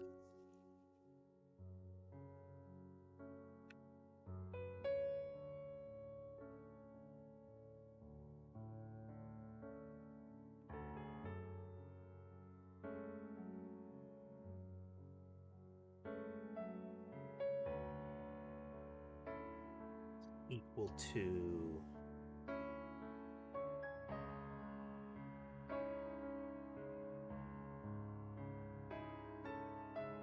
positioners.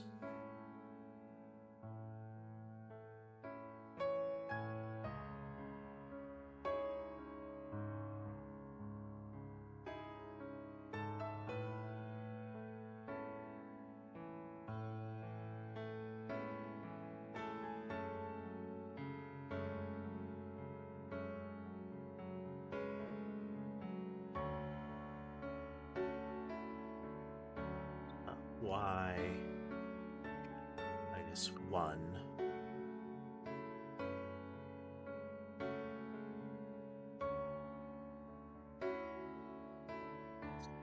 destination. This is part of the reason that I want to change the inventory layout here, so that when a grid cell is checked, we only need to do this -1.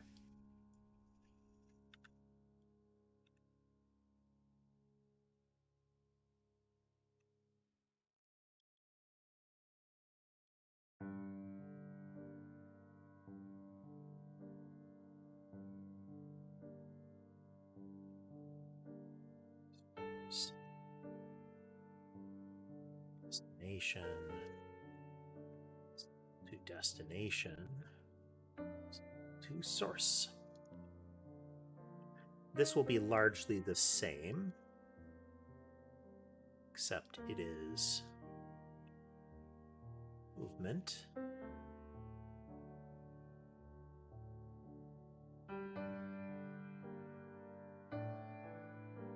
Movement and a movement.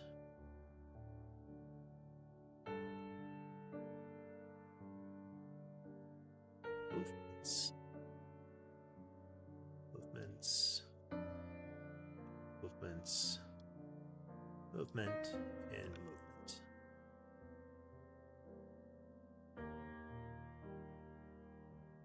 Okay. So we click here, and we click here, swaps it, still active. Same thing. Click here, nothing happens. Okay, second click was invalid though.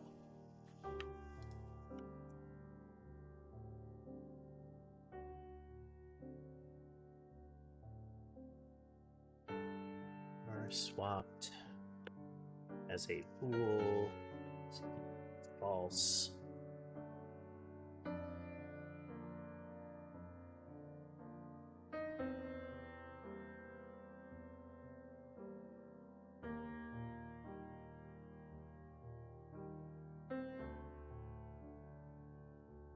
It's not technically true that just calling this will make it work. But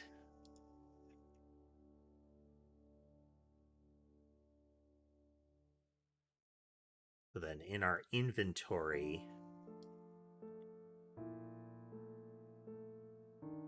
when we call swap cells,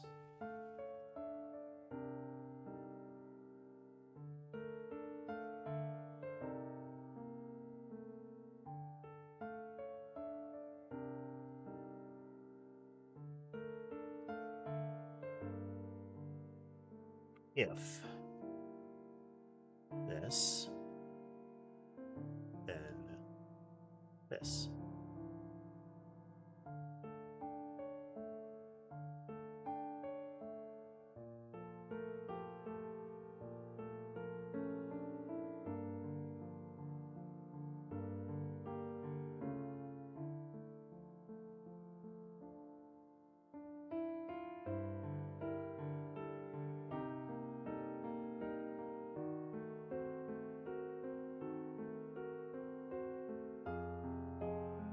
Okay, so we click here, we click somewhere invalid.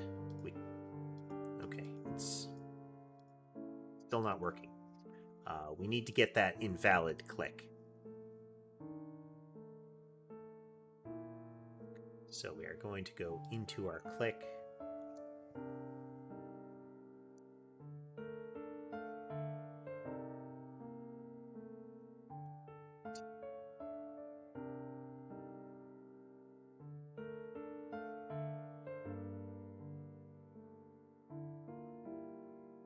Okay.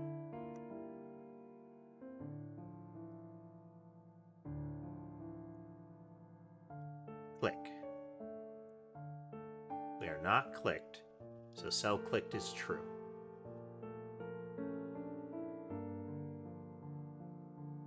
So we set the carry cell, we make it visible, we set the source. So now we're going to click in an invalid cell. Cell is clicked. So now we're going to go into swap cells.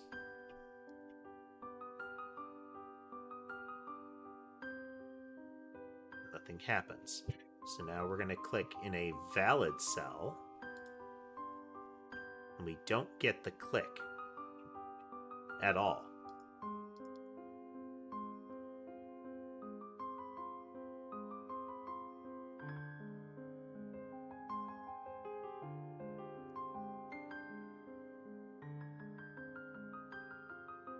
Here, click here.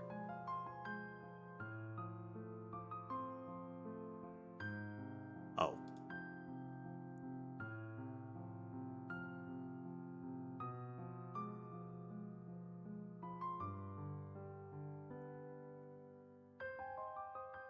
Let's get that.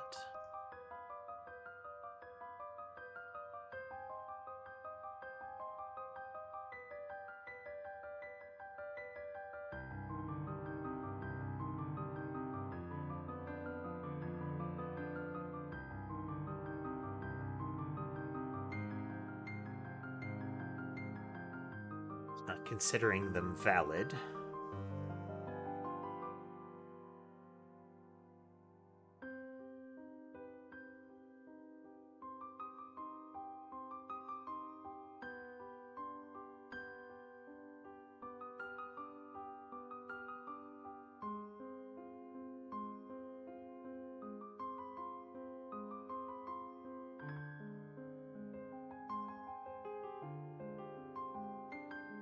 So now movements.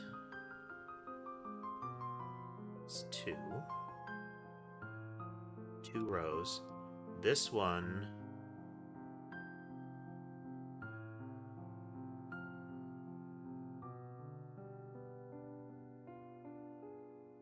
it's not right.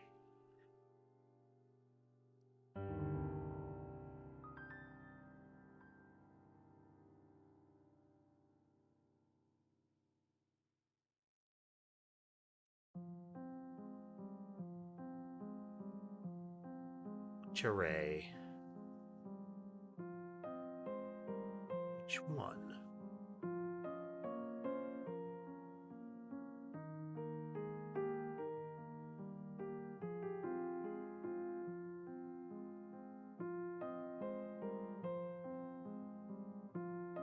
So it's going to go from 0 to 1, which it did.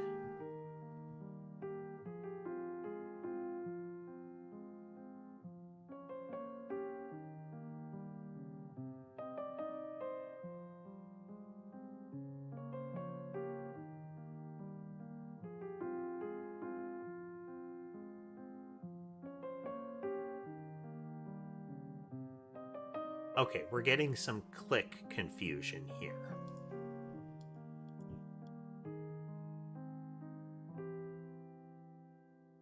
Because it is eventually moving.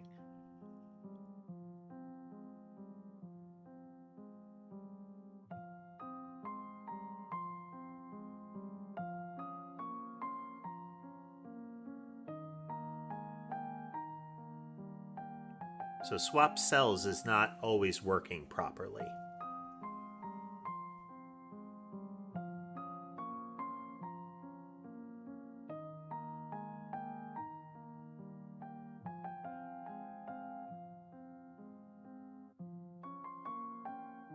Okay, first click, we grab it. Second click, didn't work.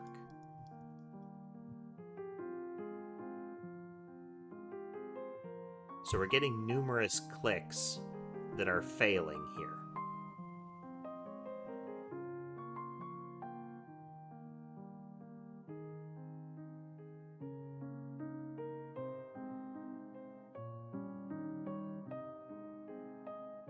First click,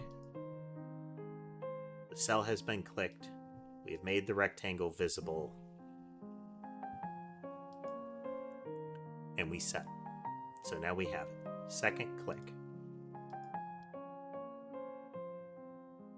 None of those clicks are coming through.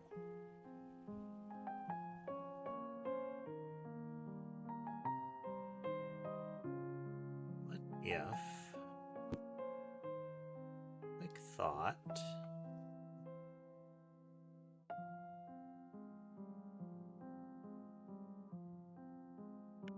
plus vector 2 if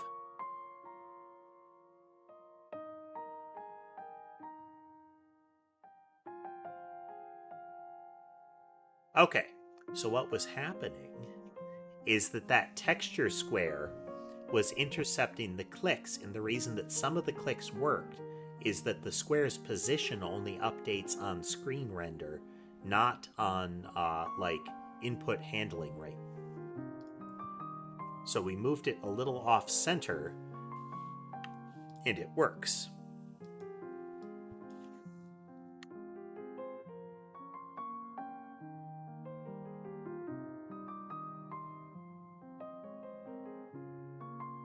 So it's not under the cursor if it's adjusted even a little bit.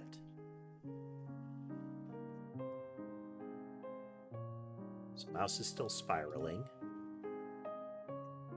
Now mouse is not spiraling.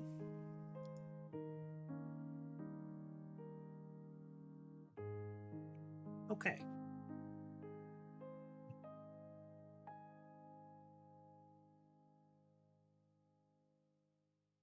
We do need to check for a mouse event on the overall canvas and unclick if it isn't on a square.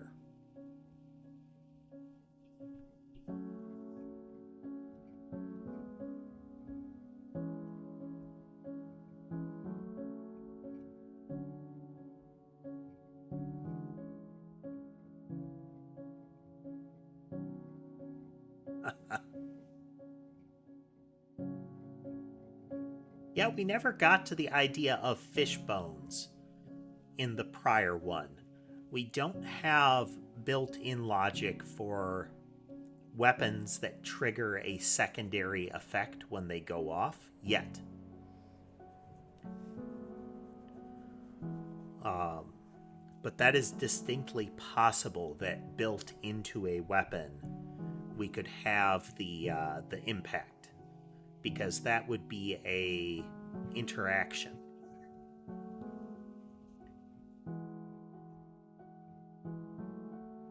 That upon collision, it pops. Additionally, we could have an upon death interaction that we could add, that it pops and does something else.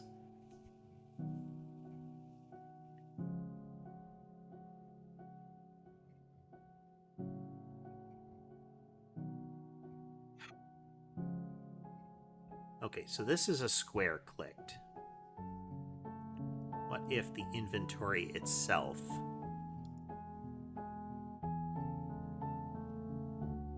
does it have a click? About an inventory grid, it has GUI input.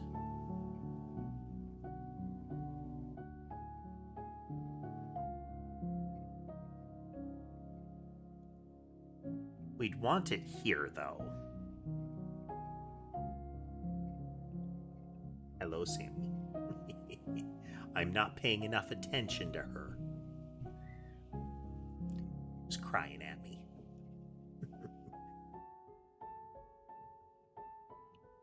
Okay, so to do this, what we would do is we'd have another container object.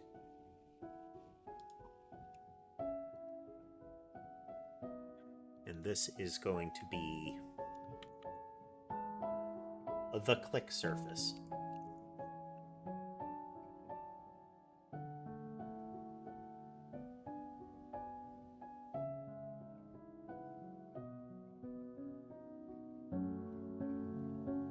Yeah, the on-death stuff would have to be another very particular logic.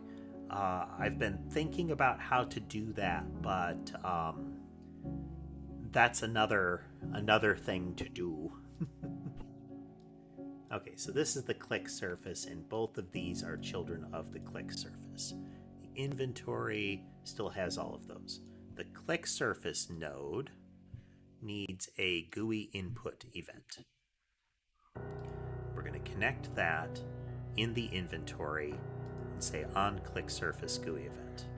And then if event is input, having to type around Sammy, and she's kind of indignant about it. Event mouse button, then clicked is equal to false. I'm going to put that there just for now, but we need a click and an unclick here.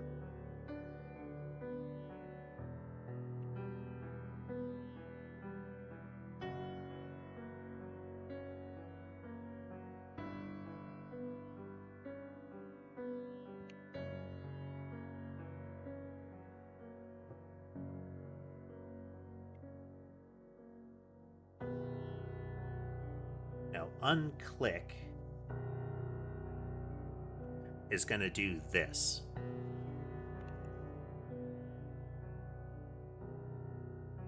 So, for consistency, we're doing it this way so we can have an unclick in another spot.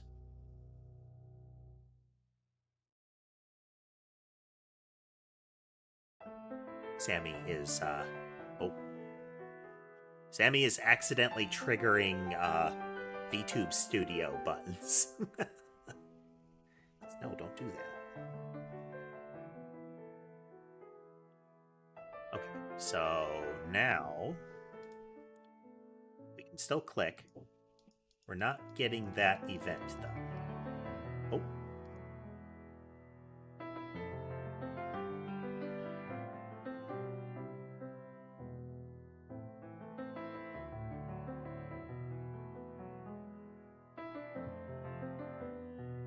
Over here, we're getting it.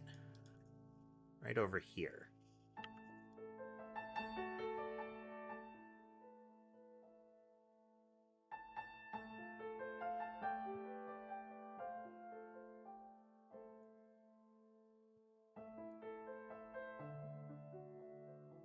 Hello again, Sleepyhead. Excellent. Okay, so if we click off of the grid, it goes away. If we click on the grid, it still works.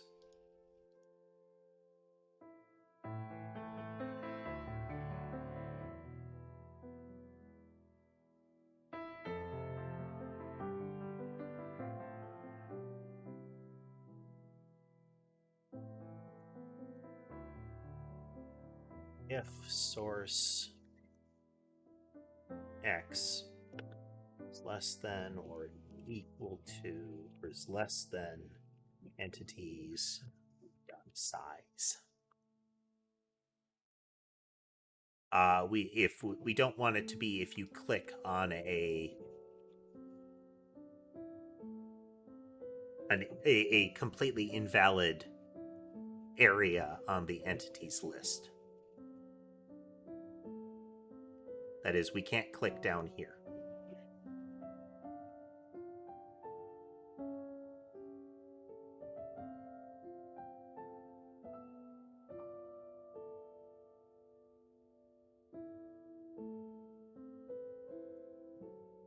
And destination is less than.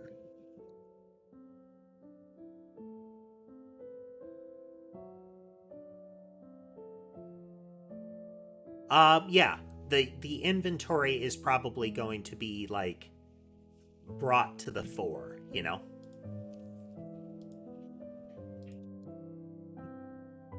There we go.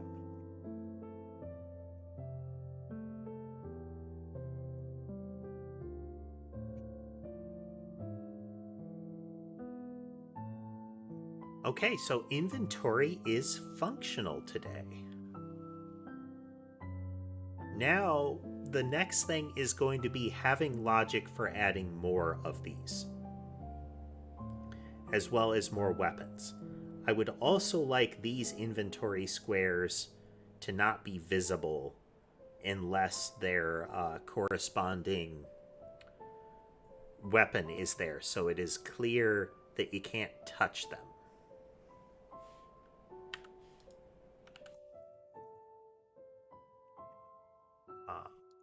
Inventory square.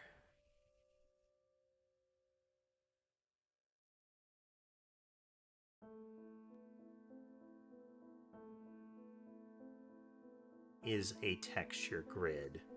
So if we go into inventory,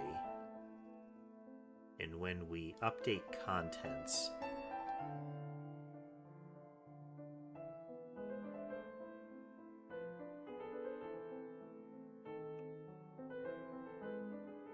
where dot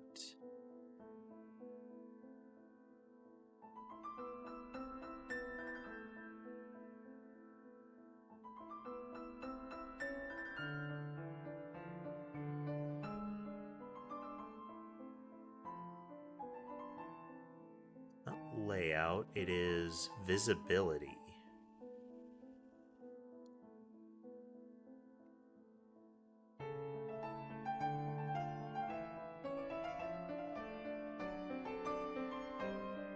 Color.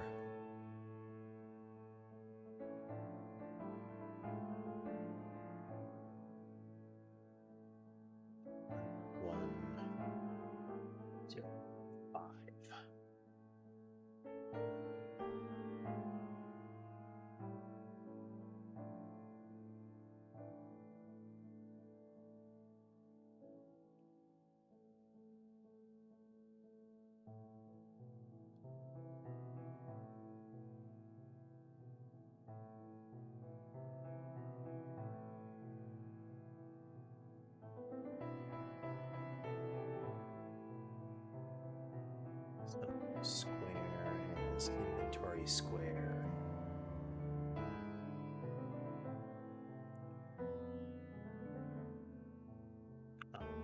Texture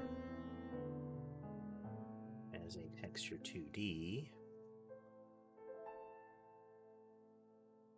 And then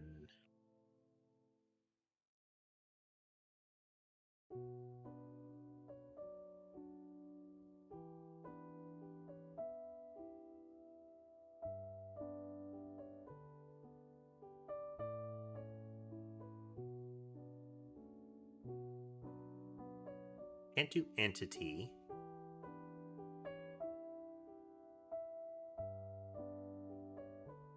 Yeah, it's right now we have a situation where only particular parts of the grid are valid to click on.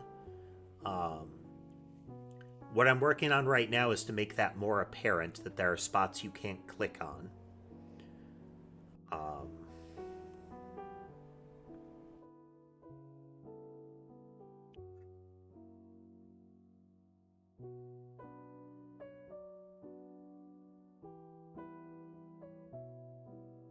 Yeah, it's, I want, okay, this isn't really what I want here. I don't want these to be transparent.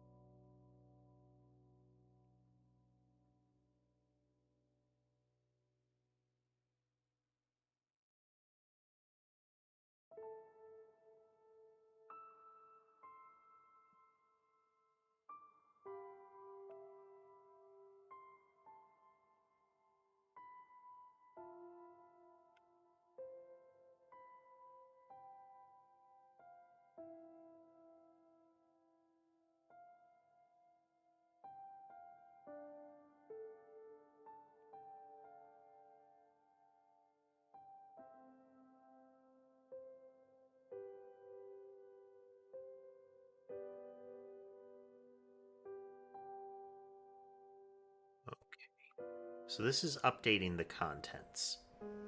We're going to change this. So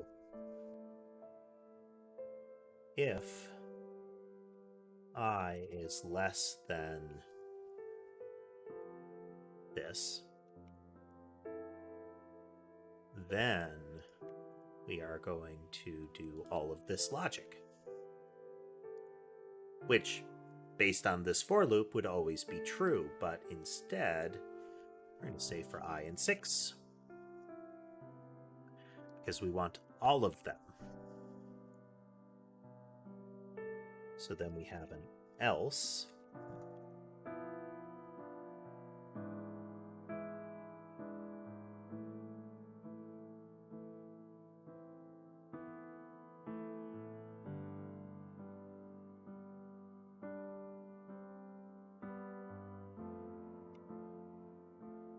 J as int in 11.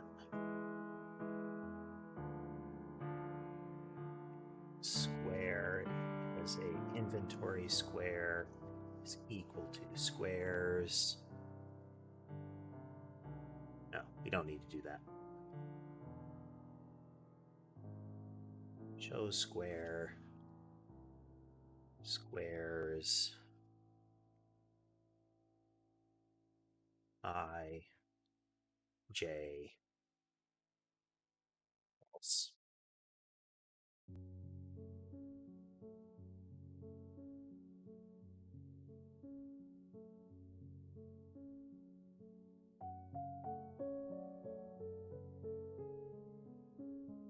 Yeah, right now what I'm going to do is I'm going to hide the squares that we can't see.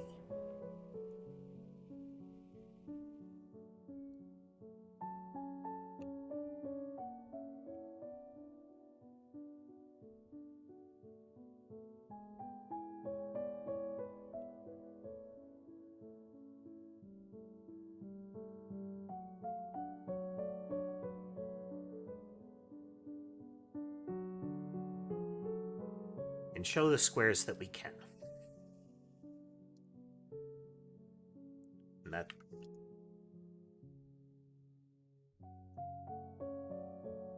square dot modulate is equal to color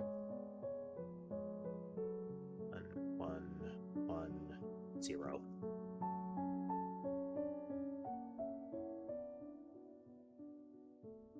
If show else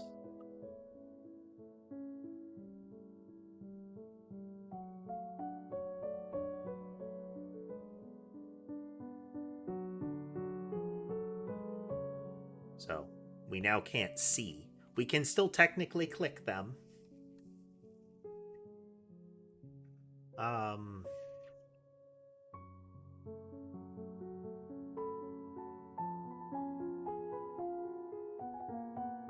And I do.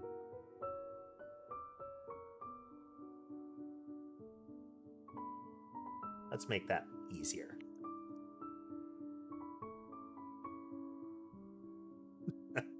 Wouldn't want to do that the easy way.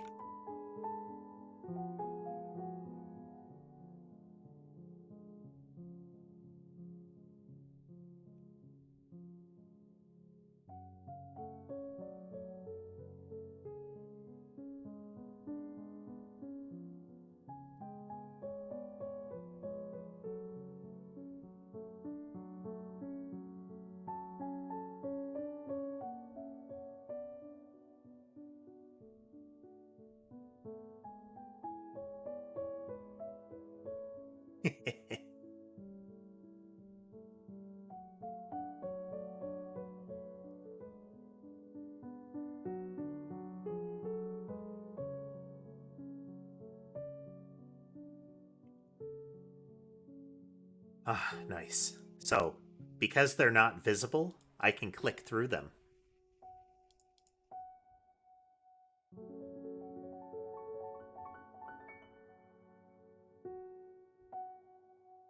So, the next thing I want to do is make it so all these squares are the same things.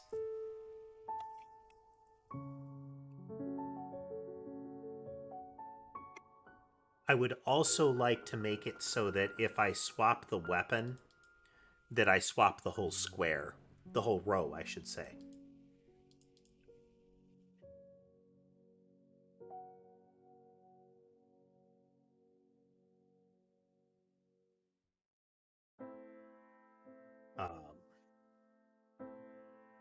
That gives me a special case scenario so that I could make these distinct entities.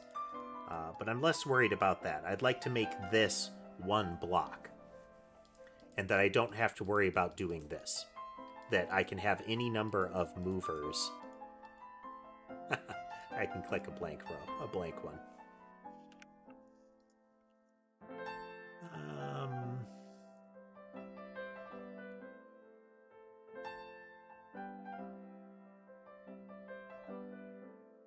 That's okay, though. It's okay. Then I can do that. Yeah. Progress. Progress. I'd like to move this towards the center.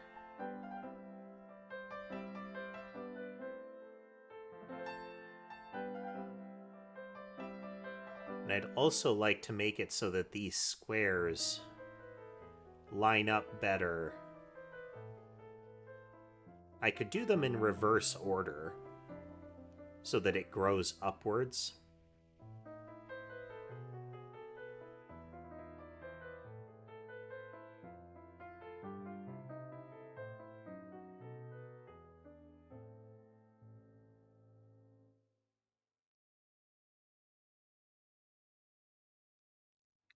There's nothing that's really wrong with moving a weapon down.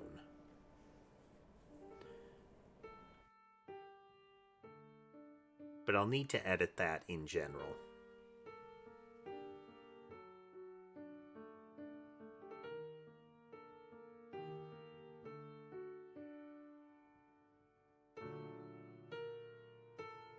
I'd also like to have a bucket for non-weapon modifiers.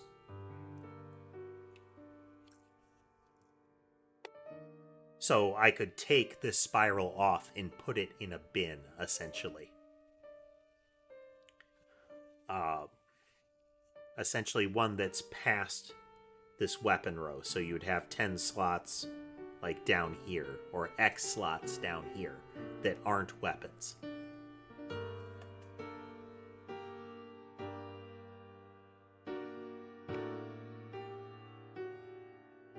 So if I make this a special slot, I could say swap weapon. You know, weapon clicked, swap weapon. That gives me special handling for this, or the ability to have special handling.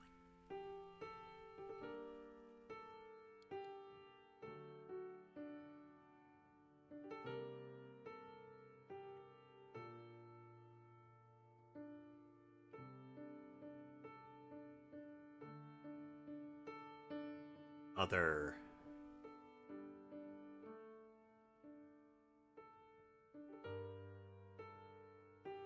Do I have any other positioners we can use?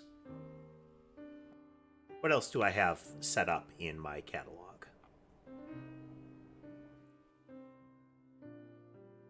Global, it is in the catalog, catalog code, load items.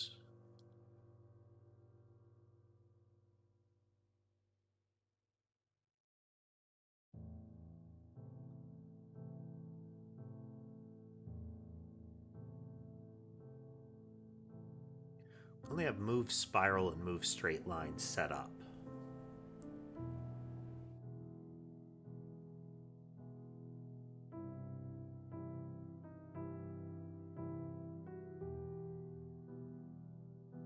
Now let's add a move straight line. Let's go into our ready.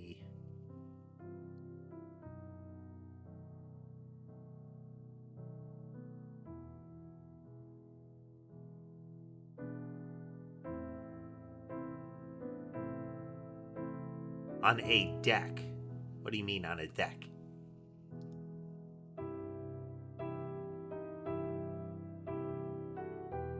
So we can see the mouse is moving faster right now. It's also going out a lot farther, so we're not getting that cloverleaf pattern. But if I move straight line down here, now the yarn ball takes on the cloverleaf, and the mouse is also taking on the cloverleaf.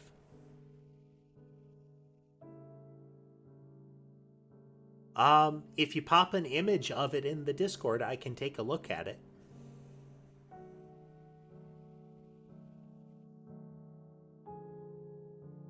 Yeah. So then I put move spiral here. Now we're doing a double spiral on the yarn ball. So it's spiral, move straight line, spiral. Since yarn ball's intrinsically spiral. So we can see they go out, they do a sharp turn, and they accelerate wildly there. If I swap these two, we get a kind of a tighter circle in.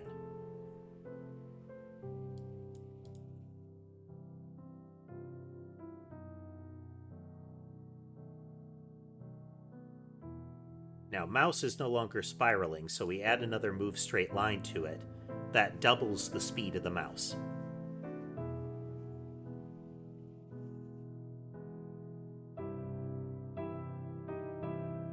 We can add the spread shot to it. Now we have the triple. Make the mouse spiral. It's now doing a double fast spiral.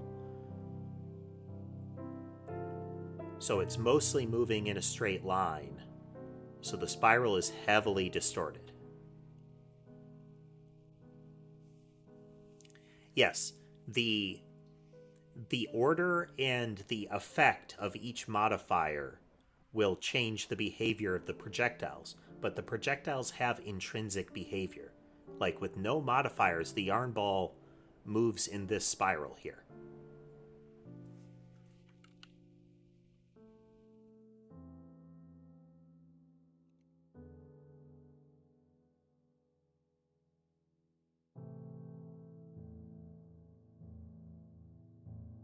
So long term, what we want to get is one, progressive enemy threat. I only have a test enemy in place right now, which is the little blobby guys. Let's put them in place again. Let's add blobs. We're going to add one blob spawner.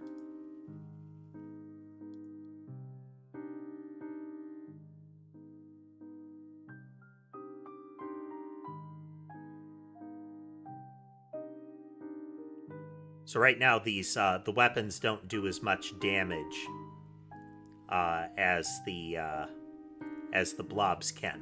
Now we can see some of the hitbox of the mouse is such that it can punch through some of them. It's set to pierce right now. It won't long term.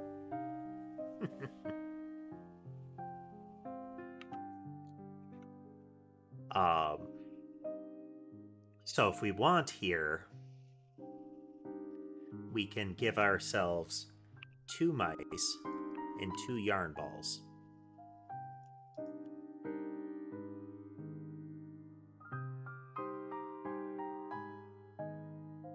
I'm going to make this yarn ball double fast. This mouse moves in a spread.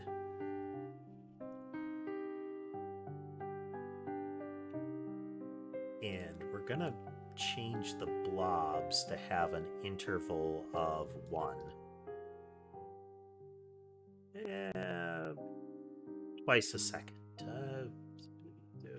4 times a second.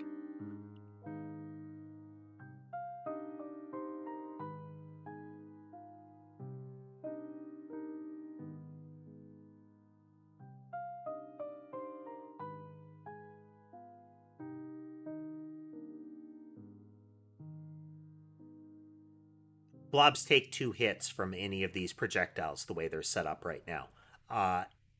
If I had to choose, well, the homing mouse isn't doing what it's ultimately going to do, and that's the homing mouse will pick the closest monster or a random monster, haven't decided, and it will home in on it.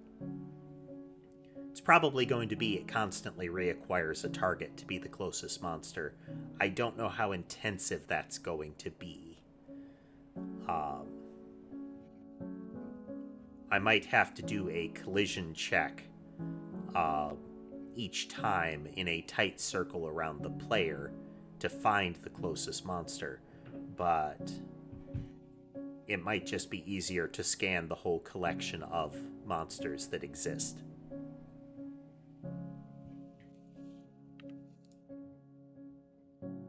Just do one a second so we can really see it.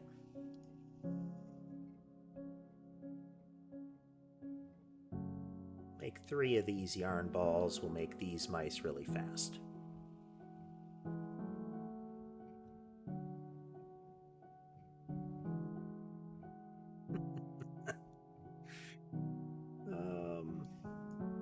This yarn ball is faster. Hey there, Canicus. We are showing the inventory system at work. We have 4 different weapons, and we have 3 modifiers available to add to them. And we can hot swap things around right now. So I'm making a faster... Let's only make 1 of each of these weapons for clarity.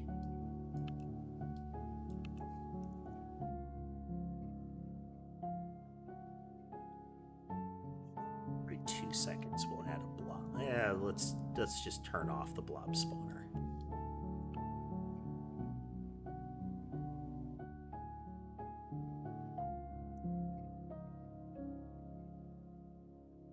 Okay, so right now what we have is a... Thinking.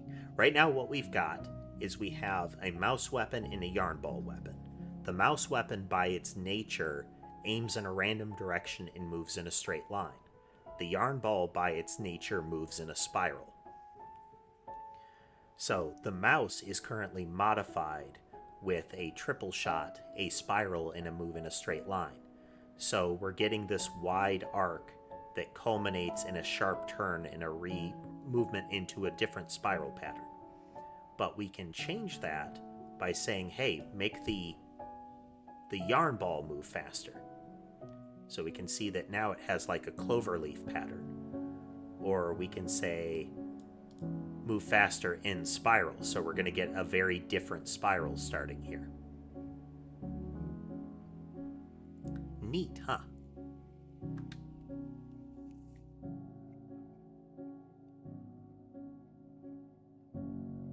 Is there going to be a melee weapon? There might be a really close range weapon that lives for a very short period of time.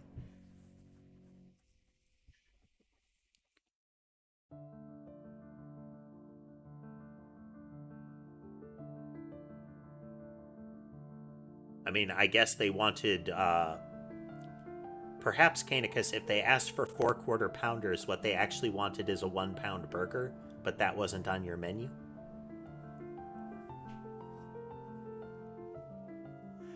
Exactly, Lore. We have Noida wand building in Vampire Survivors. That is what we're going for. Noida wand building in Vampire Survivors.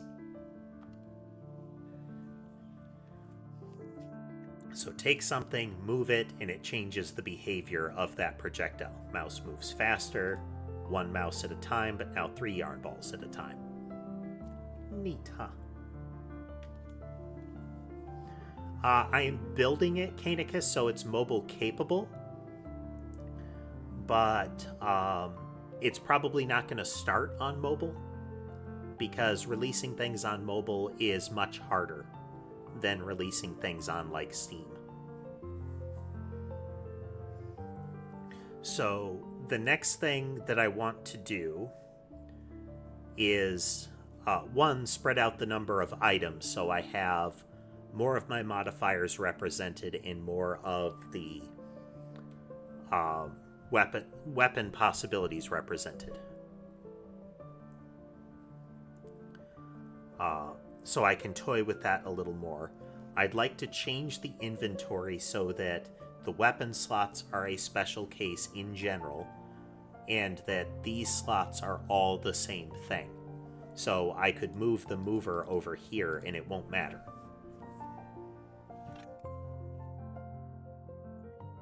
One of the differences with Noita is projectiles are fixed.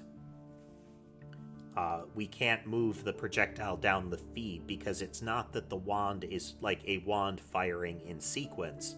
It's one shot all at once. I do want to have a triggering mechanism, like when this projectile hits something, maybe it will emit this other projectile. So I might have 3 yarn balls and each one that hits emits a mouse. Kind of thing. That will probably be a later thing. That will probably be a later thing. But I like it. We've got progress now. We've got progress now. We'll see how we do. We're right about wrap up, so... Blup. Yeah, we got inventory working today, folks. And while I'm talking about this, I'm going to save. We're going to commit to the repo.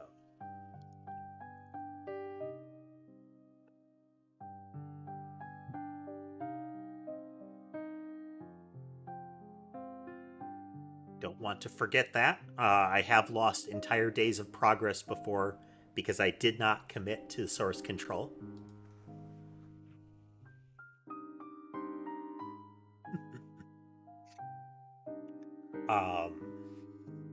But yeah, inventory's working. There's got to be a way that we increase damage. There needs to be more ways to change the movement around and more ways to spawn them. We're ultimately going to need those trigger cases where, every so often while it flies or when it hits, that kind of thing. We also need to have some trade-offs. Like, the more it's modified, the stronger it gets, but it might fire more slowly if you stack extra projectiles on it. Those kind of things. But ultimately, I want more upgrades to mean more powerful. So any sort of trade-offs are going to be in your favor. +2, -1 kind of stuff. At most. But yeah. Good progress today. I want to thank everybody for coming and watching with us. I hope you had a good time. If you did and you haven't already, consider liking, following, subscribing, whatever it is on the platform that you're watching through. Or multiple platforms. I'm on Twitch and YouTube. You could do all of them. It does help the channel grow, and it will help you find my streams in the like. If you aren't getting notifications, make sure, for YouTube, make sure that the little bell is active. On Twitch, it should be automatic. With all that said, thank you all again for joining us, and I hope you have a good rest of your day. Goodbye, everyone.